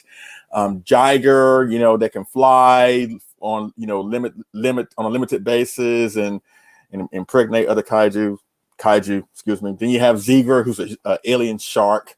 So I appreciate some of the routes that they took with the villains when it came to the Gamera series, but the kid-friendly element I know would turn people off. So that's why when I always talk about the Showa Gamera series, I always say, hey, and actually the original Gamera film is kind of like cheesy too, but the kid that's in it doesn't really take up much of the film like they would do in the later films. But I always recommend Gamera, Barugan, and Gauss. Those 3 I always recommend. I always have a precaution when I talk about the other Showa Gamera films because it's a lot. It's a lot. And quite ironically, my first ever Gamera film that got me as a Gamera fan was actually Super Monster. was that like the mashup with all of them? Yes, that was the Godzilla's Revenge version of Gamera. But then again, my first Godzilla film was Megalon. So hey, it all, I know people look at me like, really? You got you got behind Godzilla and Gamera with those two films, yes. I think if I would have saw the prior Gamera films before Super Monster, I probably been turned off. But since I've never seen a Gamera film ever before, that film, even though Super Monster is kind of like lacking and is considered the worst of the Gamera film series, after me seeing that film and seeing like and even back then, I saw it when I was in high school, and even then I knew that because Gamera's look was changing from scene to scene to scene, I knew it was like a Godzilla's Revenge type of thing. But after seeing all those fight scenes, I was like, you know what? I want to go back and watch the rest of the movie. So that actually, Super Monster converted me more into a fan. You see what I'm saying? So it just depends. Yeah. You know? I like Gamera Gals. That was I enjoyed that one. I actually watched that. We were at, I don't know, G-Fest a couple of years ago. It was on the TV in the hotel rooms. So I was like, this is not that bad. You know, it was fun. But yeah. Yeah. So once again, if you're on the market to get one, I know some folks were asking where you can't find one. I know Amazon is shipping theirs, but what I've seen for a couple of people, their shipping methods haven't been the best in the world. And some people have gotten like just a hardcover case to put like the movies and the books and the comic books in there. It came in like crushed on the edges, so maybe make Amazon your last resort. I know they're on eBay right now going for stupid money. I got mine from Barnes and Noble, quite frankly. The same place I got my Godzilla Criterion collection. And I would suggest Barnes and Noble, but it's funny, when I made a pre-order, or when Sandra made a pre-order for me, it was like the week before it came out, because it came out just last Tuesday on the 18th of August. And we made the pre-order maybe the 10th of August, right? But we got no email confirmation that it was shipped or anything like that. So I go online to find out, if they have more copies, so I can do more research to find out where I can find out what's going on with mine. And I couldn't find it anywhere. I couldn't find it on their website. So I don't know if they're discontinuing it or whatever. But I was able to get mine. I'm glad I was able to get my order in or whatever. So once again, great set. Expect a review on this real soon.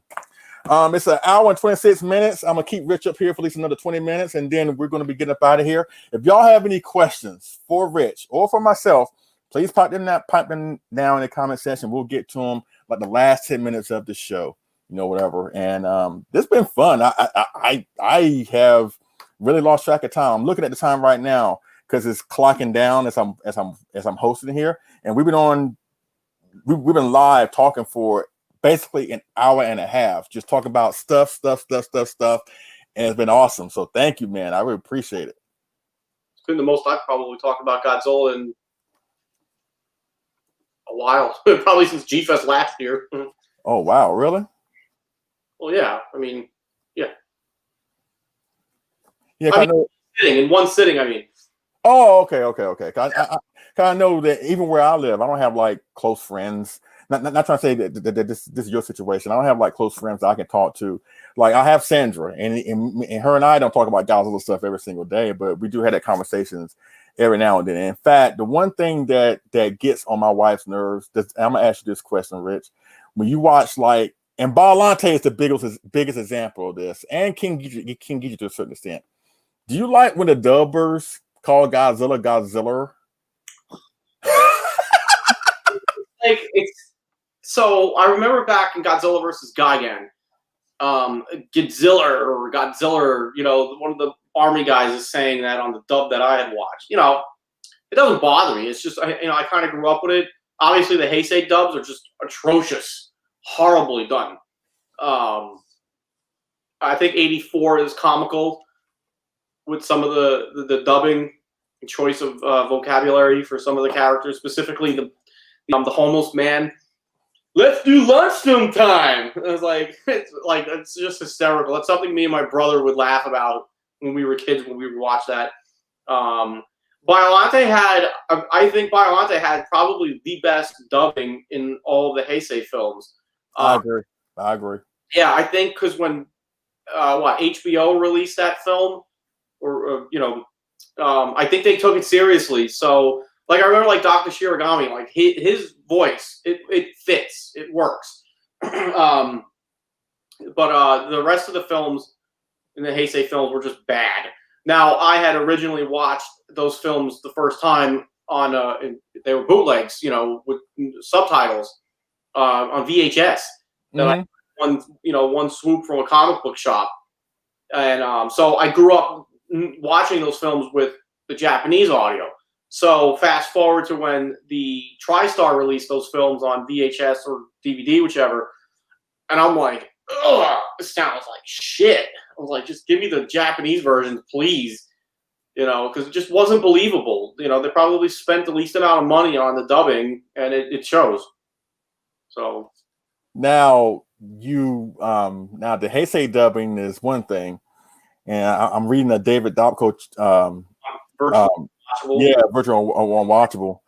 But how do you feel about the Millennium series dubs? I think Godzilla 2000 I thought was okay. Or good, I'd rather say, because I think they took that seriously. But it seems like they just fell off, after that. I think GMK was dubbed okay. Maybe because I'm biased, because I love that film. GMK, I said this over the years, GMK is the only film outside of the Showa series to feel like a Showa film. With its over-the-top, campy story and everything, but yeah, I've probably watched the Millennium films the least out of all the Godzilla films.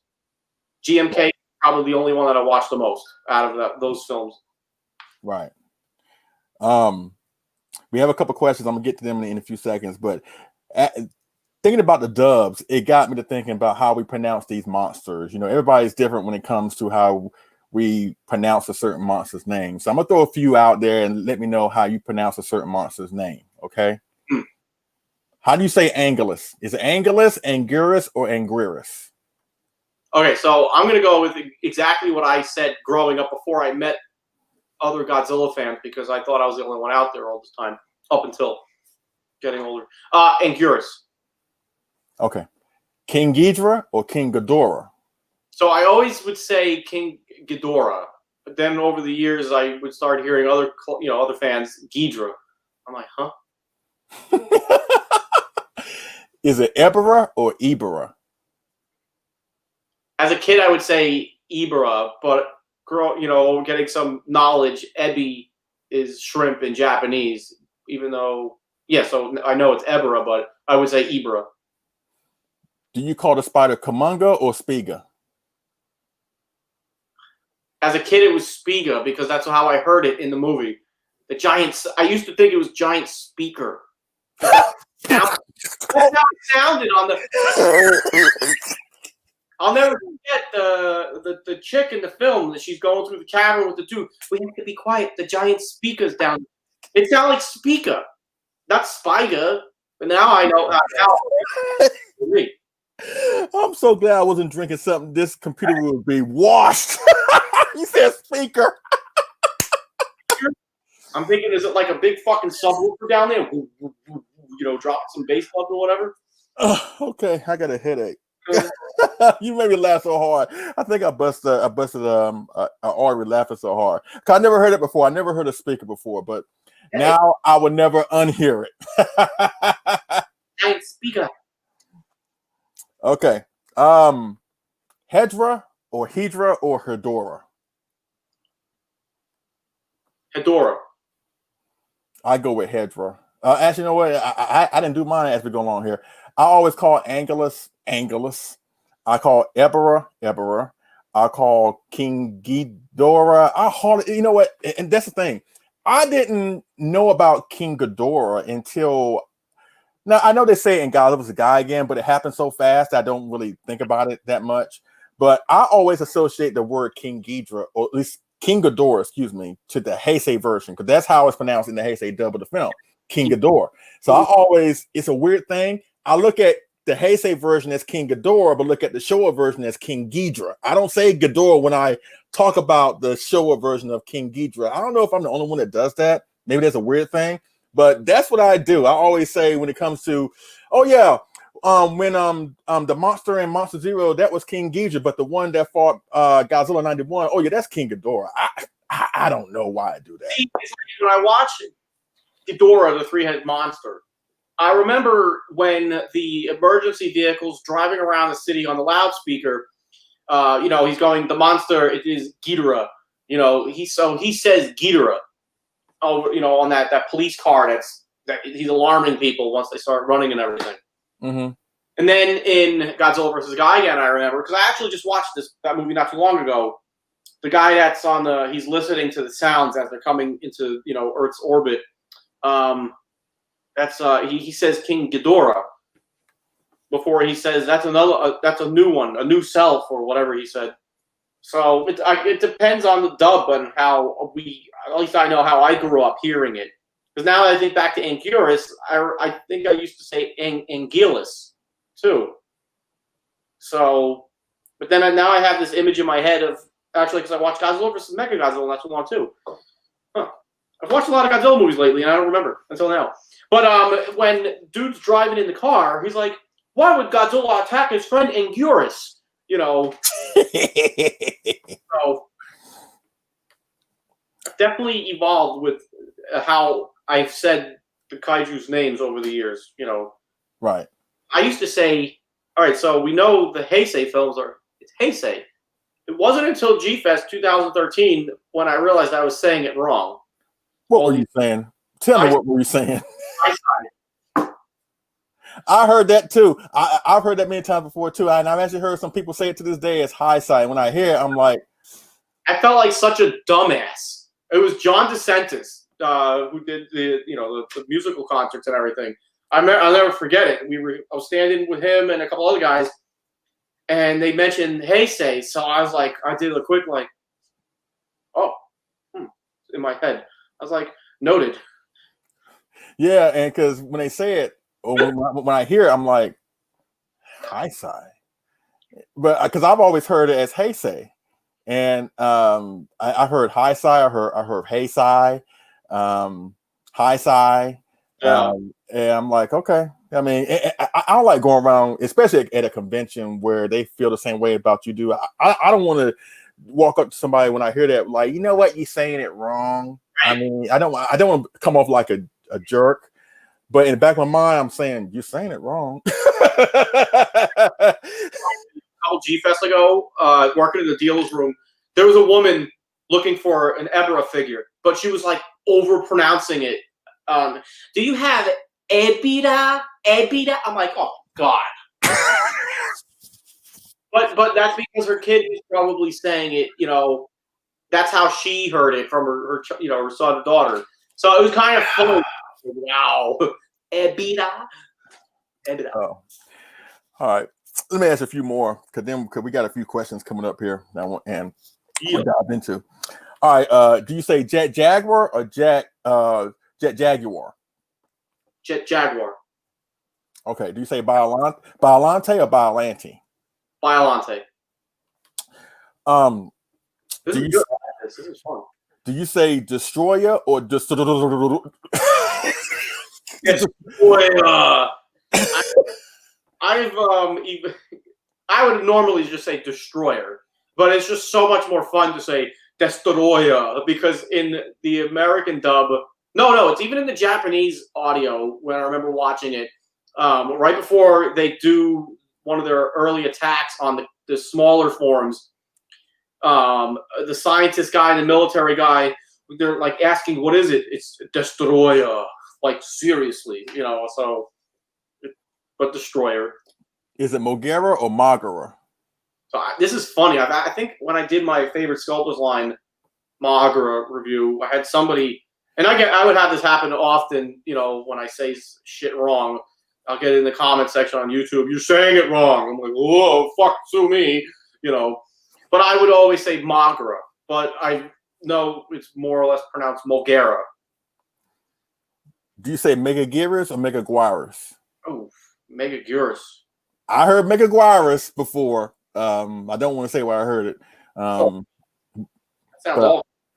But a popular YouTuber has said it. I'm just going to leave it at that. Do your research on that. I've heard Megaguirus before. Megaguirus. I can't even do it. Anyway. Yes, moving on. I think that's all I could think of. Okay. The Mechagodzilla from the 2000 films. I can't pronounce that. I always screw it up. Kiryu. Kiryu. Kiryu. That's a good one. When I refer to that version of Mechagodzilla, I always say Kiryu, just to, Steel Dragon. Yeah, I always say Kiryu. I mean, because it's a badass version of Mechagodzilla. But to me, it's too many syllables to say, oh, I want to talk about the Millennium Mechagodzilla. That's like 14 syllables. So I just say Kiryu. What about, is it Kamacuras? Gigantus? Is there a third name? Kamacuras or Gigantus? That's another one. Honestly, I know it's Gigantus. I know it's Kamacuras. Actually, because I had the figure like you, and I actually refer to the figure as Kamacuras, but I actually like Gigantus as a better name. The same thing with King Ghidorah for me. Like, I love King Ghidorah, but I love to call him more as Monster Zero. I mean, I love that name more, even though I know if I were to say Monster Zero to probably like the average person, they probably would think I'm talking about, a B-rated American villain or whatever. Yeah. But I just find the Monster Zero name so cool. That's why I loved it in the King of the Monsters last year when they referred to him as that through the majority of the film.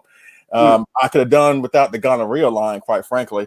But Monster Zero, when they started using that, and they basically used that throughout the entirety of the film, pretty much, I was like, yeah, somebody gets it. Somebody gets it. See, back to Gigantus Kamacuras. I remember, because I watched Son of Godzilla so much as a kid.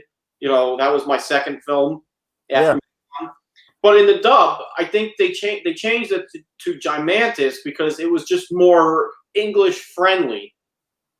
Because we look at it as a giant mantis, so Gigantus. So that's how I learned his name, their name, when I was young.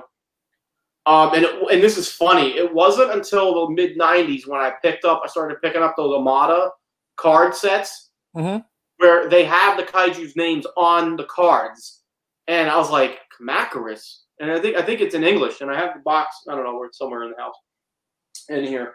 But I was like, that was some of my early exposure to learning their actual kaiju names from in Japanese.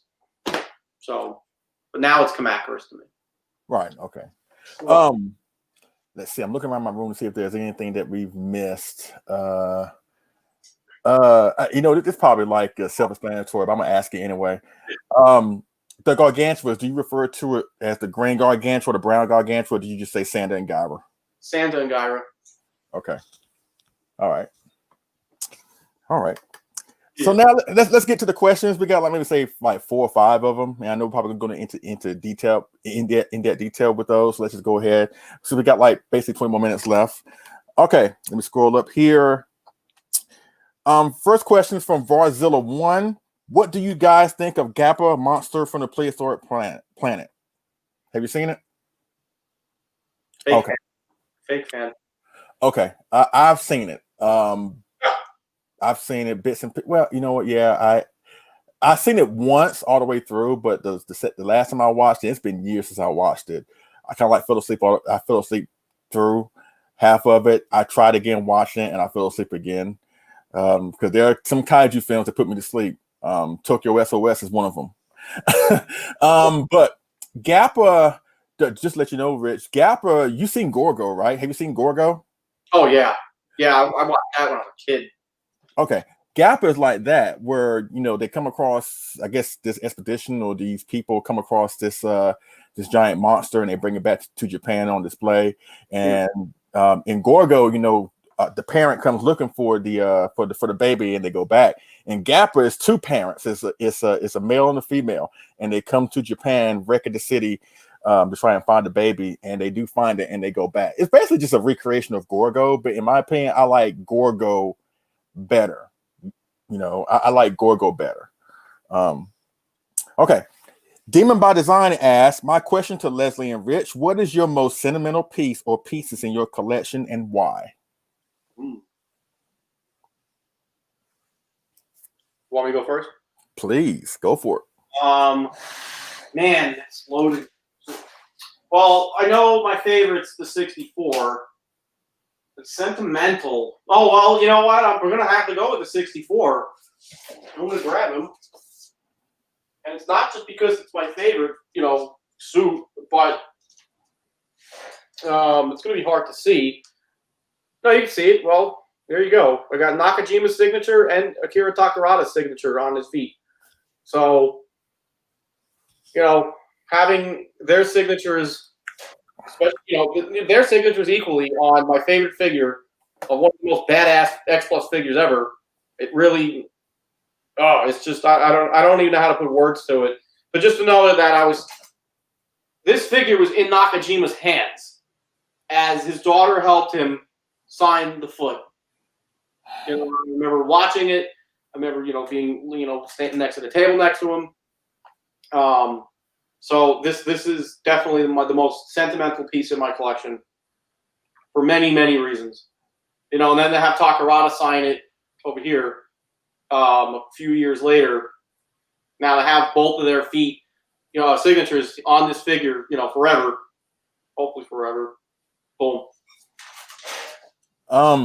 Mine is, of course, I'll answer this question in two parts. My most favorite piece of my collection is, of course, the M164. I just love that figure. To me, that's like the pinnacle of my collection. If a fire break out in my house, God forbid, he's the first one I'm grabbing. Everybody else got to fend for themselves. Probably my most sentimental piece. That's hard because I got a few sentimental pieces, like one that my wife had bought for me. I got some Mark Saint-Yang pieces that he made for me. That one is really, really hard. I'm probably going to say this kind of like weird, but I want to say actually the 1984 30 centimeter Godzilla from X Plus. And Rich, you kind of tie into this too. Because once I saw your review, and your Jack Daniels making a cameo appearance, by the way. And I know that video alone spawned lots of X Plus collectors. So maybe in the comment section right now. If you're in the comment section, you can hear my voice. If Rich video of the 84 X Plus 30 centimeter got you as an X Plus collector, give him a shout out right now. But yeah, that video got me into as an X Plus collector. Because I saw the figures on eBay. And they were really pricey even then, before they blew up, quite frankly. And I was like, it's great, but I don't want to spend that much for it. But my wife, before we got married, while we were dating, she asked me, I think she got it for me as I don't know if it was a birthday gift. Actually, I think she got the 30 centimeter Titanosaurus as a birthday gift. I think she got the 84 like 3 months prior. So she asked me, did I want that? Because she saw me online looking at it pretty much daily. And I was like, yeah. And she ended up getting it for me. So that's probably the most sentimental piece.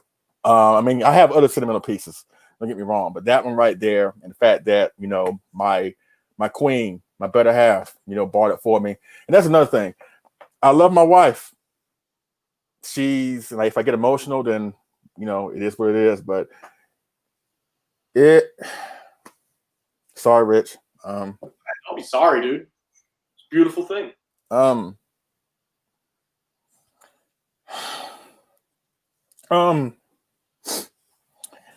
Ain't no shame in a grown man crying, folks, but it's just awesome to have a partner, and a wife or a spouse that has supported you, been there for you, has enjoyed this hobby along with you. I said it many times before, it's like one of the best things in the world, and it really is. When she found out I was a Godzilla fan, she has never looked down upon me. She never said, "What is that? Why are you into that?" She has supported me. She's been down for me. She's the reason that I have been going to G-Fest, because she, put forth the effort to rein everything in and put things into perspective. By not saying, "No, don't get that figure just yet. We're going to G-Fest. Don't do this. We're doing that." And all that wouldn't have happened without her. And she's everything to me. She is just awesome. And the fact that, like I said, she loves this stuff just like I do, it gets me real emotional sometimes. I don't know where I would be without her. So, babe, if you're watching, thank you. I love you so much. So, sorry for that emotional moment, ladies and gentlemen, but I get that way sometimes when I talk about my wife and my kids. It's it is what it is, you know. So yeah, so those are my sentimental pieces. Let's see. Let's go to another question. One guy asked Michael Freitas. I don't know if you can do this or not, Rich. It's for you specifically. He want to see. Can we see your '89 big guy? I don't know if he means the gigantic X Plus or the one that you're getting made. I don't have them yet, so that is a I can't wait to get that. That's being built out in Vegas by another friend, big kit builder. Man, I can't wait to do the video for that because I actually filmed stuff in 2014 when I originally got it. So he's had it for almost 4 years when I shipped it to him. So it's been a process. It's not an easy kit to build. Again, not something in my skill set. Because it requires lots of detail to build it. Forget about the painting and making it look badass, but it's a very extensive kit build. So I don't have that yet. Hopefully soon. Cool. And I'm scrolling through see if there's any more questions before I get to this last one, because this last one is going to be a heavy one. Let's see. Okay, I might as well go to it now because we get down to the nitty gritty of the chat here. In your opinion, this is from where is it? I think Kenton Eatingfield. What's up, man? Gotta do our King Ghidorah discussion at some point. In your opinion, you go first, Rich, and I go after you. What is the state of the Godzilla fandom as a whole, in your opinion? Oh. And take all the time you can, my brother. It's all you. The fandom, I mean, I think we're spoiled in a good way. You know, we got to think about like how much Godzilla we've had in since 2014. You know, regardless of whatever our opinions are about the films, but we've had 2 American films. Shin Godzilla, which is still, I find it is an awesome film, you know, considering this message that's being told. All the, like, obviously G-Fest we have had all these years. The awesome collections that we've amassed, the friends that we make. So as a whole, I mean, I don't want to say we're spoiled, but it's been pretty good for Kaiju fans. Even going back to when Pacific Rim came out, you know, so we've got a lot of exposure for our fandom, where in years past it was mostly frowned upon, you know, coming from, you know, the unfortunate turnout that Godzilla Final Wars was. But as a whole, I'd say it's pretty good, you know. And then you think about like what we're doing right here. Forget about like it's not just the movies, it's not just what is being given to us. It's those of us that are still contributing to the fandom itself by doing these live streams, anything that we, you know, the content creators put out there, be it videos, podcasts, live streams, whatever. So pretty good. Can't complain. The state of the Godzilla fandom. That's a loaded question. I'm gonna try and say this as positive as I can without really repeating what I said earlier. It's a great fandom. We are a great community. We're very passionate about this stuff. We want to know about everything, and we're trying to be very knowledgeable. We help each other out. We don't try to cut each other down in a lot of respects.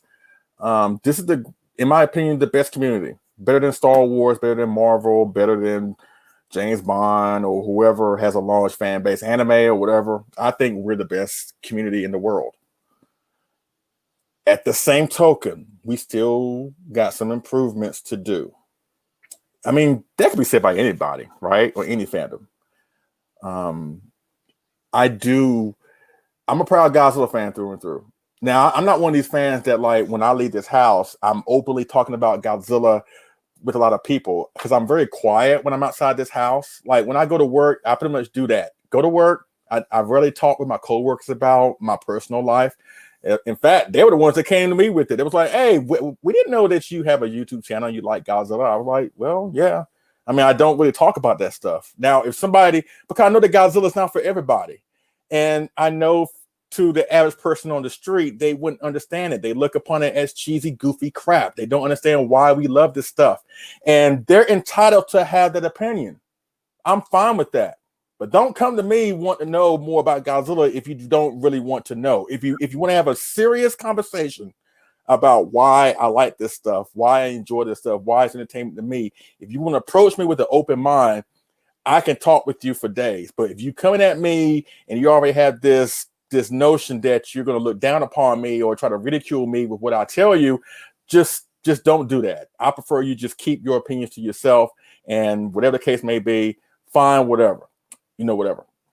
So, but with that being said, I'm proud to be a Godzilla fan, but I've also seen some things that really in the community that made me feel like we should do better. And when you try to say something about that, you can't tend to get attacked for it. Like that whole situation when Shin came out a few years ago, and there was like this beef. I don't know if it's still going on today because I don't really partake in online beefs. I don't particularly partake in getting into a fight or arguing with somebody that you're never going to meet in person. That's like wasting your time, quite frankly.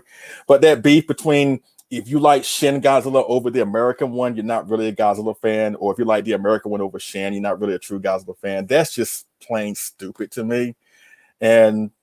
And this whole situation now, like the thing now is like waiting for the Godzilla vs. Kong trailer, and you got people on the computer waiting with bated breath every single day, wondering we're gonna get a trailer and saying is it ever gonna happen and blah blah blah.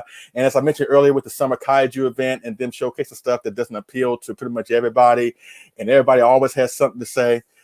That's just the way life is, or the way the world is. And I just think that we're above all that, quite frankly. Like you said, we're just spoiled. We have gotten too spoiled.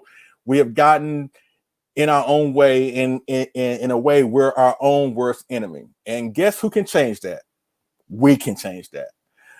So that's why I don't really, like I said, partake in these online beefs or whatever. I try to maintain a stream of positivity as much as possible. That's why I'm always laughing. That's why I'm always happy. That's why I'm always trying to get these discussions together so we can have fun, to celebrate the fun of this genre, to celebrate the fun of the hobby. And it was just fun when I went to my first G Fest for the first time, right, Rich? And it was just fine because when I went there, I had no idea that G Fest was going to be as big as it was. I had no idea there was going to be like not millions of people. That's oversaturating. I didn't know it was going to be like so many people that you literally can't walk straight within a hallway. And every single one of those people loves the exact same thing as you do. We all thought that we were probably the only Godzilla fan in the world. But then when you go to G Fest and these conventions, you realize that you're not alone. So that was a really milestone breaking thing for me. But at the same time, I have seen the ugliness that this genre, or at least this fan base, can generate. And my whole advice to people is try and stay away from that, people. You know what I'm saying? It's okay to have an opinion. It's okay for somebody having a different opinion. It's okay for y'all to come together with those different opinions and still have a mature conversation. Like right now, like me and Rich don't agree on every single thing, but as you can see for the past 2 hours, we have gotten along really great. So why can't everybody do the exact same thing?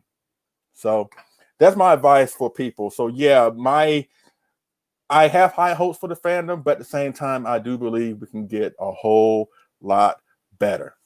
And with that being said, that's pretty much it with the discussion, folks. Thank you so much for being a part of this for the last 2 hours. We can talk about more and more and more, but I promise Rich I wasn't going to have no more up here for 2 hours, whatever. Trust me, he will be back. He will be back at some point. Just, you already know that we got a Mothra vs. Godzilla deep dive with David Dopko at some point. We're going to be doing the dueling review of the Gigantic 2019, the first Rick, as well as the upcoming Fire version, whatever. So he will be back. But speaking of Fresh Vinyl, do you have anything coming up on your channel or anything you want to plug or talk about before we close out here, Rich? Yeah, glad you asked. I know I haven't. I mean, it's been pretty quiet on my channel. It's just it's either I haven't really been picking up a lot of stuff or whatever. I got to do the review on this guy here, the Rick 93. Those watching, if you noticed, I got some boxes. Oh, look, boxes. I can't wait to burn them. But I was starting to keep boxes for stuff in the past year or so because I'm moving. So I got this awesome idea, and I'm gonna show those that are watching now about, how do you move your X Plus collection without all the boxes? And it's not that hard. It's very, very easy. So for the stuff, this is a good tip. Everybody should take notice to it. If this is the box for the 30 centimeter monitor, right? One figure in the box? No. So what you do is you take your box, take the figure, you put it in the box, but you put it in the plastic housing crap, but then you just turn it around backwards, and then you can stuff more figures in between the housing and everything. It helps save a lot of room and keeps all your stuff packed nicely inside of the boxes. So I'm going to do a video about moving the X Plus collection without having all the boxes on your stuff. Eventually, I'm going to do, what else are the videos? I know we were talking about some other stuff yesterday that I need to do. Review on that. I'm probably going to do rank my 25 and 30 centimeter figures as well. I think that's about it for now that I've got it in the works. So yeah. And the 93, right? Yeah, I got to do 93. And then we'll do a comparison with the Forever series, which is, this is something I want to say about the 93. It's really cool that we have two figures from what? This came out in 96. 96, what, 20 years ago? No. 20, 30, 25? I can't do math in my head. I'm not a mathematician. It came out 27 years ago. Yeah, there you go. I was testing you. Good stuff. Thank you. But yeah, this came out in 96, the Forever series, and then boom, 2020, now we have an X Plus version. So it's I think it's dope to have one from each line, basically same figure, more or less. Anyways, but yeah. So that's what's down my pipeline, not before long, at some point here in the next month and a half. Yeah, literally. Will Fresh Vinyl review, not Fresh Vinyl reviews, will Fresh Vinyl Live come back at some point? I don't know. I mean, I need to revamp that because the way I did Fresh Vinyl Live, it's very barbaric compared to other live streams these days,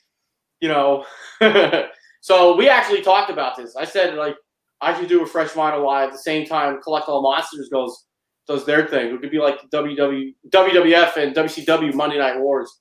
But if I pull the trigger and do Fresh Vinyl Live again, I don't know. I got to reinvent it. It kind of I guess I did get bored with it, but that was mostly my fault, because I stopped doing them. I think the last one I did was, I don't know, well over a year ago. But we'll see. I mean, because people still ask me every now and then because they know that I don't think people know how good of friends we are, but they know that we're friends, and they know that we kind of do the same thing on YouTube. But I get asked sometimes, is Rich coming back with a Fresh Vinyl Live show at some point? And I don't want to speak for you. That's why I wanted to ask you that question. But even still, I know with the whole Collect All Monsters thing, and that's fine. But look at your show. It's kind of like, if you don't want to do it normally on a regular basis as you used to, why don't you look at it as Clash of the Champions from WCW that would happen every now and then, something like that. And I thought about it, honestly, the way you guys do Collect All Monsters is beautifully set up.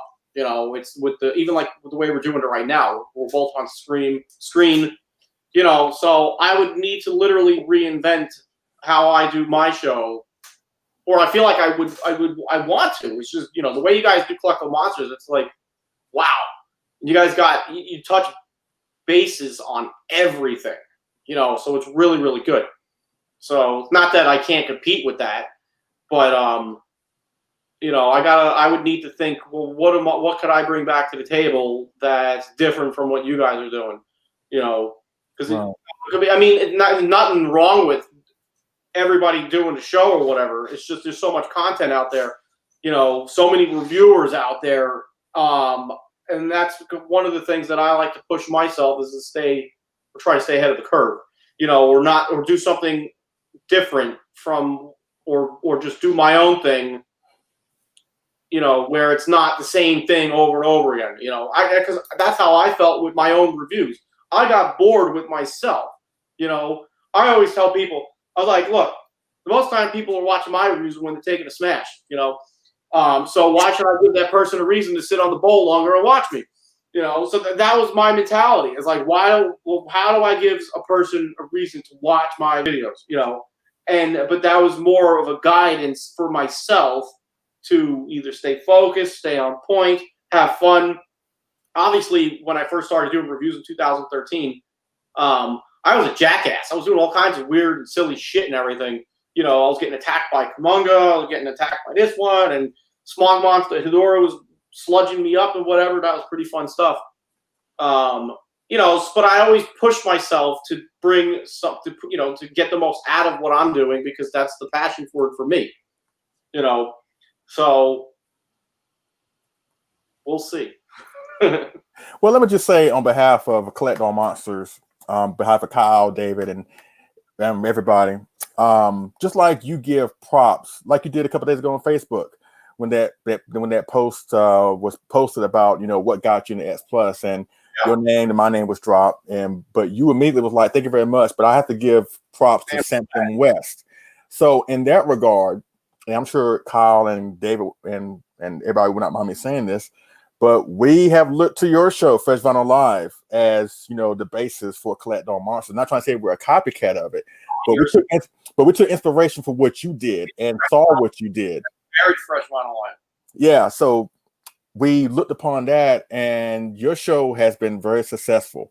It was very fun. Like you know, before I got on Collect All Monsters and before I started doing my thing on YouTube, I would get excited when you would announce, hey, we're going to have this show at this certain time. Cause I know there would be 2 or 3 hours of nonstop action, nonstop fun, and stuff that appeals to me. Like your show in a lot of ways was better than what they're showcasing on TV now. Like I wouldn't even watch TV at that point, because what you was doing, what you were saying, what you were producing was more entertaining to me than anything that I've seen on regular TV. So you really have inspired, you know, Collect All Monsters and a lot more people than what you know. And I understand I understand where you're coming from, where, you know, you feel like you want to contribute, blah, blah, blah. But the way I look at it is like, even if Fresh Vinyl Live does come back, you know, Fresh Vinyl Live, Collect All Monsters, all the other shows that's out there, the more the merrier. And since people are staying in the home a lot more right now, we need you more than you ever think. So yeah, come on, man, let's get that fire going so we can get that Fresh Vinyl Live back to us. I will make this clear. When and if I do Fresh Vinyl Live again, regardless of who's on, you know, I don't care if I'm crossing streams from Collect All Monsters, because, you know, David, I know you watch it. You've been on. David, Kyle, Rob, John Bumpus, you know, and a slew of other people have been on Fresh Vinyl Live. Like, I will be, like, I'm not going to be a goody two-shoe show. Like, I will bust out the alcohol. I will drop the F-bombs, the curse words. We will talk about whatever the fuck. We'll step on each other over the mics or whatever, like we always have. You know, we will be edgy or whatever. Like, I'm not John Cena. I'm not going to sit up here and be, you know, yeah, God's so great and all these other shit, whatever. No. Like, I say unpopular things sometimes, and I don't care. You know, I'm that asshole in the X Plus group that deletes those posts that have nothing to do with Kaiju. You don't like it? Tough shit. Go make your own group. I don't give a shit. So that's how, exactly, you know, so hell, I even Jeremy's post when he posts stuff that's not Kaiju. I don't give a shit what his position is in X Plus or whatever the hell it is. You know, so I don't care. I'm just saying that's what Fresh Vinyl's about. Bam. You don't like it? Go fucking turn your TV station to Disney Plus. Oh my God, was that shade? I'm not gonna sit up here and be goody two shoes. Not saying that anybody out there is. It's just that's not my stick. So, but yeah, you know what? That's fine. Basically, BECW. Yeah. Everybody. We had a guy in fucking Finland pissing in a sink one night on an 8-hour episode of Fresh Vinyl Live. Absurd. That episode has been deleted since. But, dude. Yeah, continue to be the ECW. I mean, you know, of course, wrestling fans would get that reference, and don't be WWE CW. But yeah, Yes. Yeah, but trust me, man, we need Fresh Vinyl live. So however long it takes, whatever you need to do to get it up and running, trust me, we will be there waiting for you to join in the fun as we always do. So that's pretty much it. Rich, do you have any parting words before we go? Thank you so much, man. This has really been fun. It's a lot more fun than I expected. So do you have any parting words that you want to say to everybody that has been with us for the past 2 hours? Yeah. Okay. Remember, people, buy vinyl, fresh vinyl. Bam! That's what I got to say. And in my parting words, I was going to say this earlier, but I forgot. Not I forgot, but I'm trying to get things together here. Paul Costa, I saw your comment about what you said, and I don't know if you've seen it, Rich. But let me just say it to give him some love. He was saying that after the passing of his significant other, collecting S Plus and interacting with fans kept my mind off of negative thoughts and keeps me sane. Let me just say this, Paul. I know of you in the group. We're not really super close like Rich and I are. But let me just tell you, you're not alone, my brother. We are with you. I'm sorry that happened to you. Whatever. Just keep fighting the fight. Just keep doing what you're doing, and we will be there for you every step of the way. And if Godzilla can help you out on that journey, then that's all well and good. But God bless you, my man. God bless you. We love you. We're here with you. And if you ever need to talk, hit me up, and we'll definitely be there for you. So that's pretty much it with the show, guys. Thank you so much once again. This came right out of the blue. I was talking with Rich. I was like, hey, you mind coming on board? He was like, yeah, sure. And we talked pretty much about everything. We talked about the Gamma set, figures, the state of the fandom. And I didn't want to be just a formatted show where we talk about this at a certain time, that in a certain time, because I do that enough as it is on my show. But I want to make it more of a laid back, chill type of situation. I'm sure Rich will be back doing the exact same thing. And you never know. I may call you to come up here and have a laid back, chill conversation. As you saw over here with Rich, that's basically what we're doing. We're having a laid back, chill time, trying to have fun with why we are all here in the first place, because of this stuff right here. Because being Kaiju fans is the best feeling in the world. So thank you so much, Rich. We do appreciate it. Be on the lookout for his reviews of the 93 Godzilla and other stuff he has cooking on his channel. Be aware of Collect All Monsters, I think our newest episode, I think is going down, next weekend, about buying toys in Japan. I don't know if I'm going to be on that episode because I've never really been to Japan. So I talked with Kyle and saying, you know what, since I've never been to Japan buying toys, I don't know if I can contribute to that episode. So I think he may have more other people that has been to Japan buying toys, and that'll be a fun show. So if I don't see y'all next week, you'll definitely see me on the next episode of Collect All Monsters going down next month. And like I said, I got the Gamma set I got to review. I got to do the review of the Death of Real King Caesar. So trust me, you will see me around sooner rather than later. So that's pretty much it. That Defo King Caesar is pretty dope, I will admit. You want to see it? Let's look at him. Thanks. No problem, man. You want the statue? You want the statue too? Here, take it. It's interesting. I have my King Caesar statue in my D-top right now. And I'm not going to lie. X Plus figures in glass shelvings look dope. I've been thinking about that. I've been thinking about going into the IKEA route, but we can say that. We can say that for another show. But that's pretty much it, guys. Thank you so much. We really do appreciate it. As Mr. Fresh Vinyl always says, bam. Yes, love that. And I'll close this show with my parting comments I say normally on my channel. We thank you so much for watching. We appreciate it, and we will see y'all again on this Figure and Move review. All right, y'all take it easy.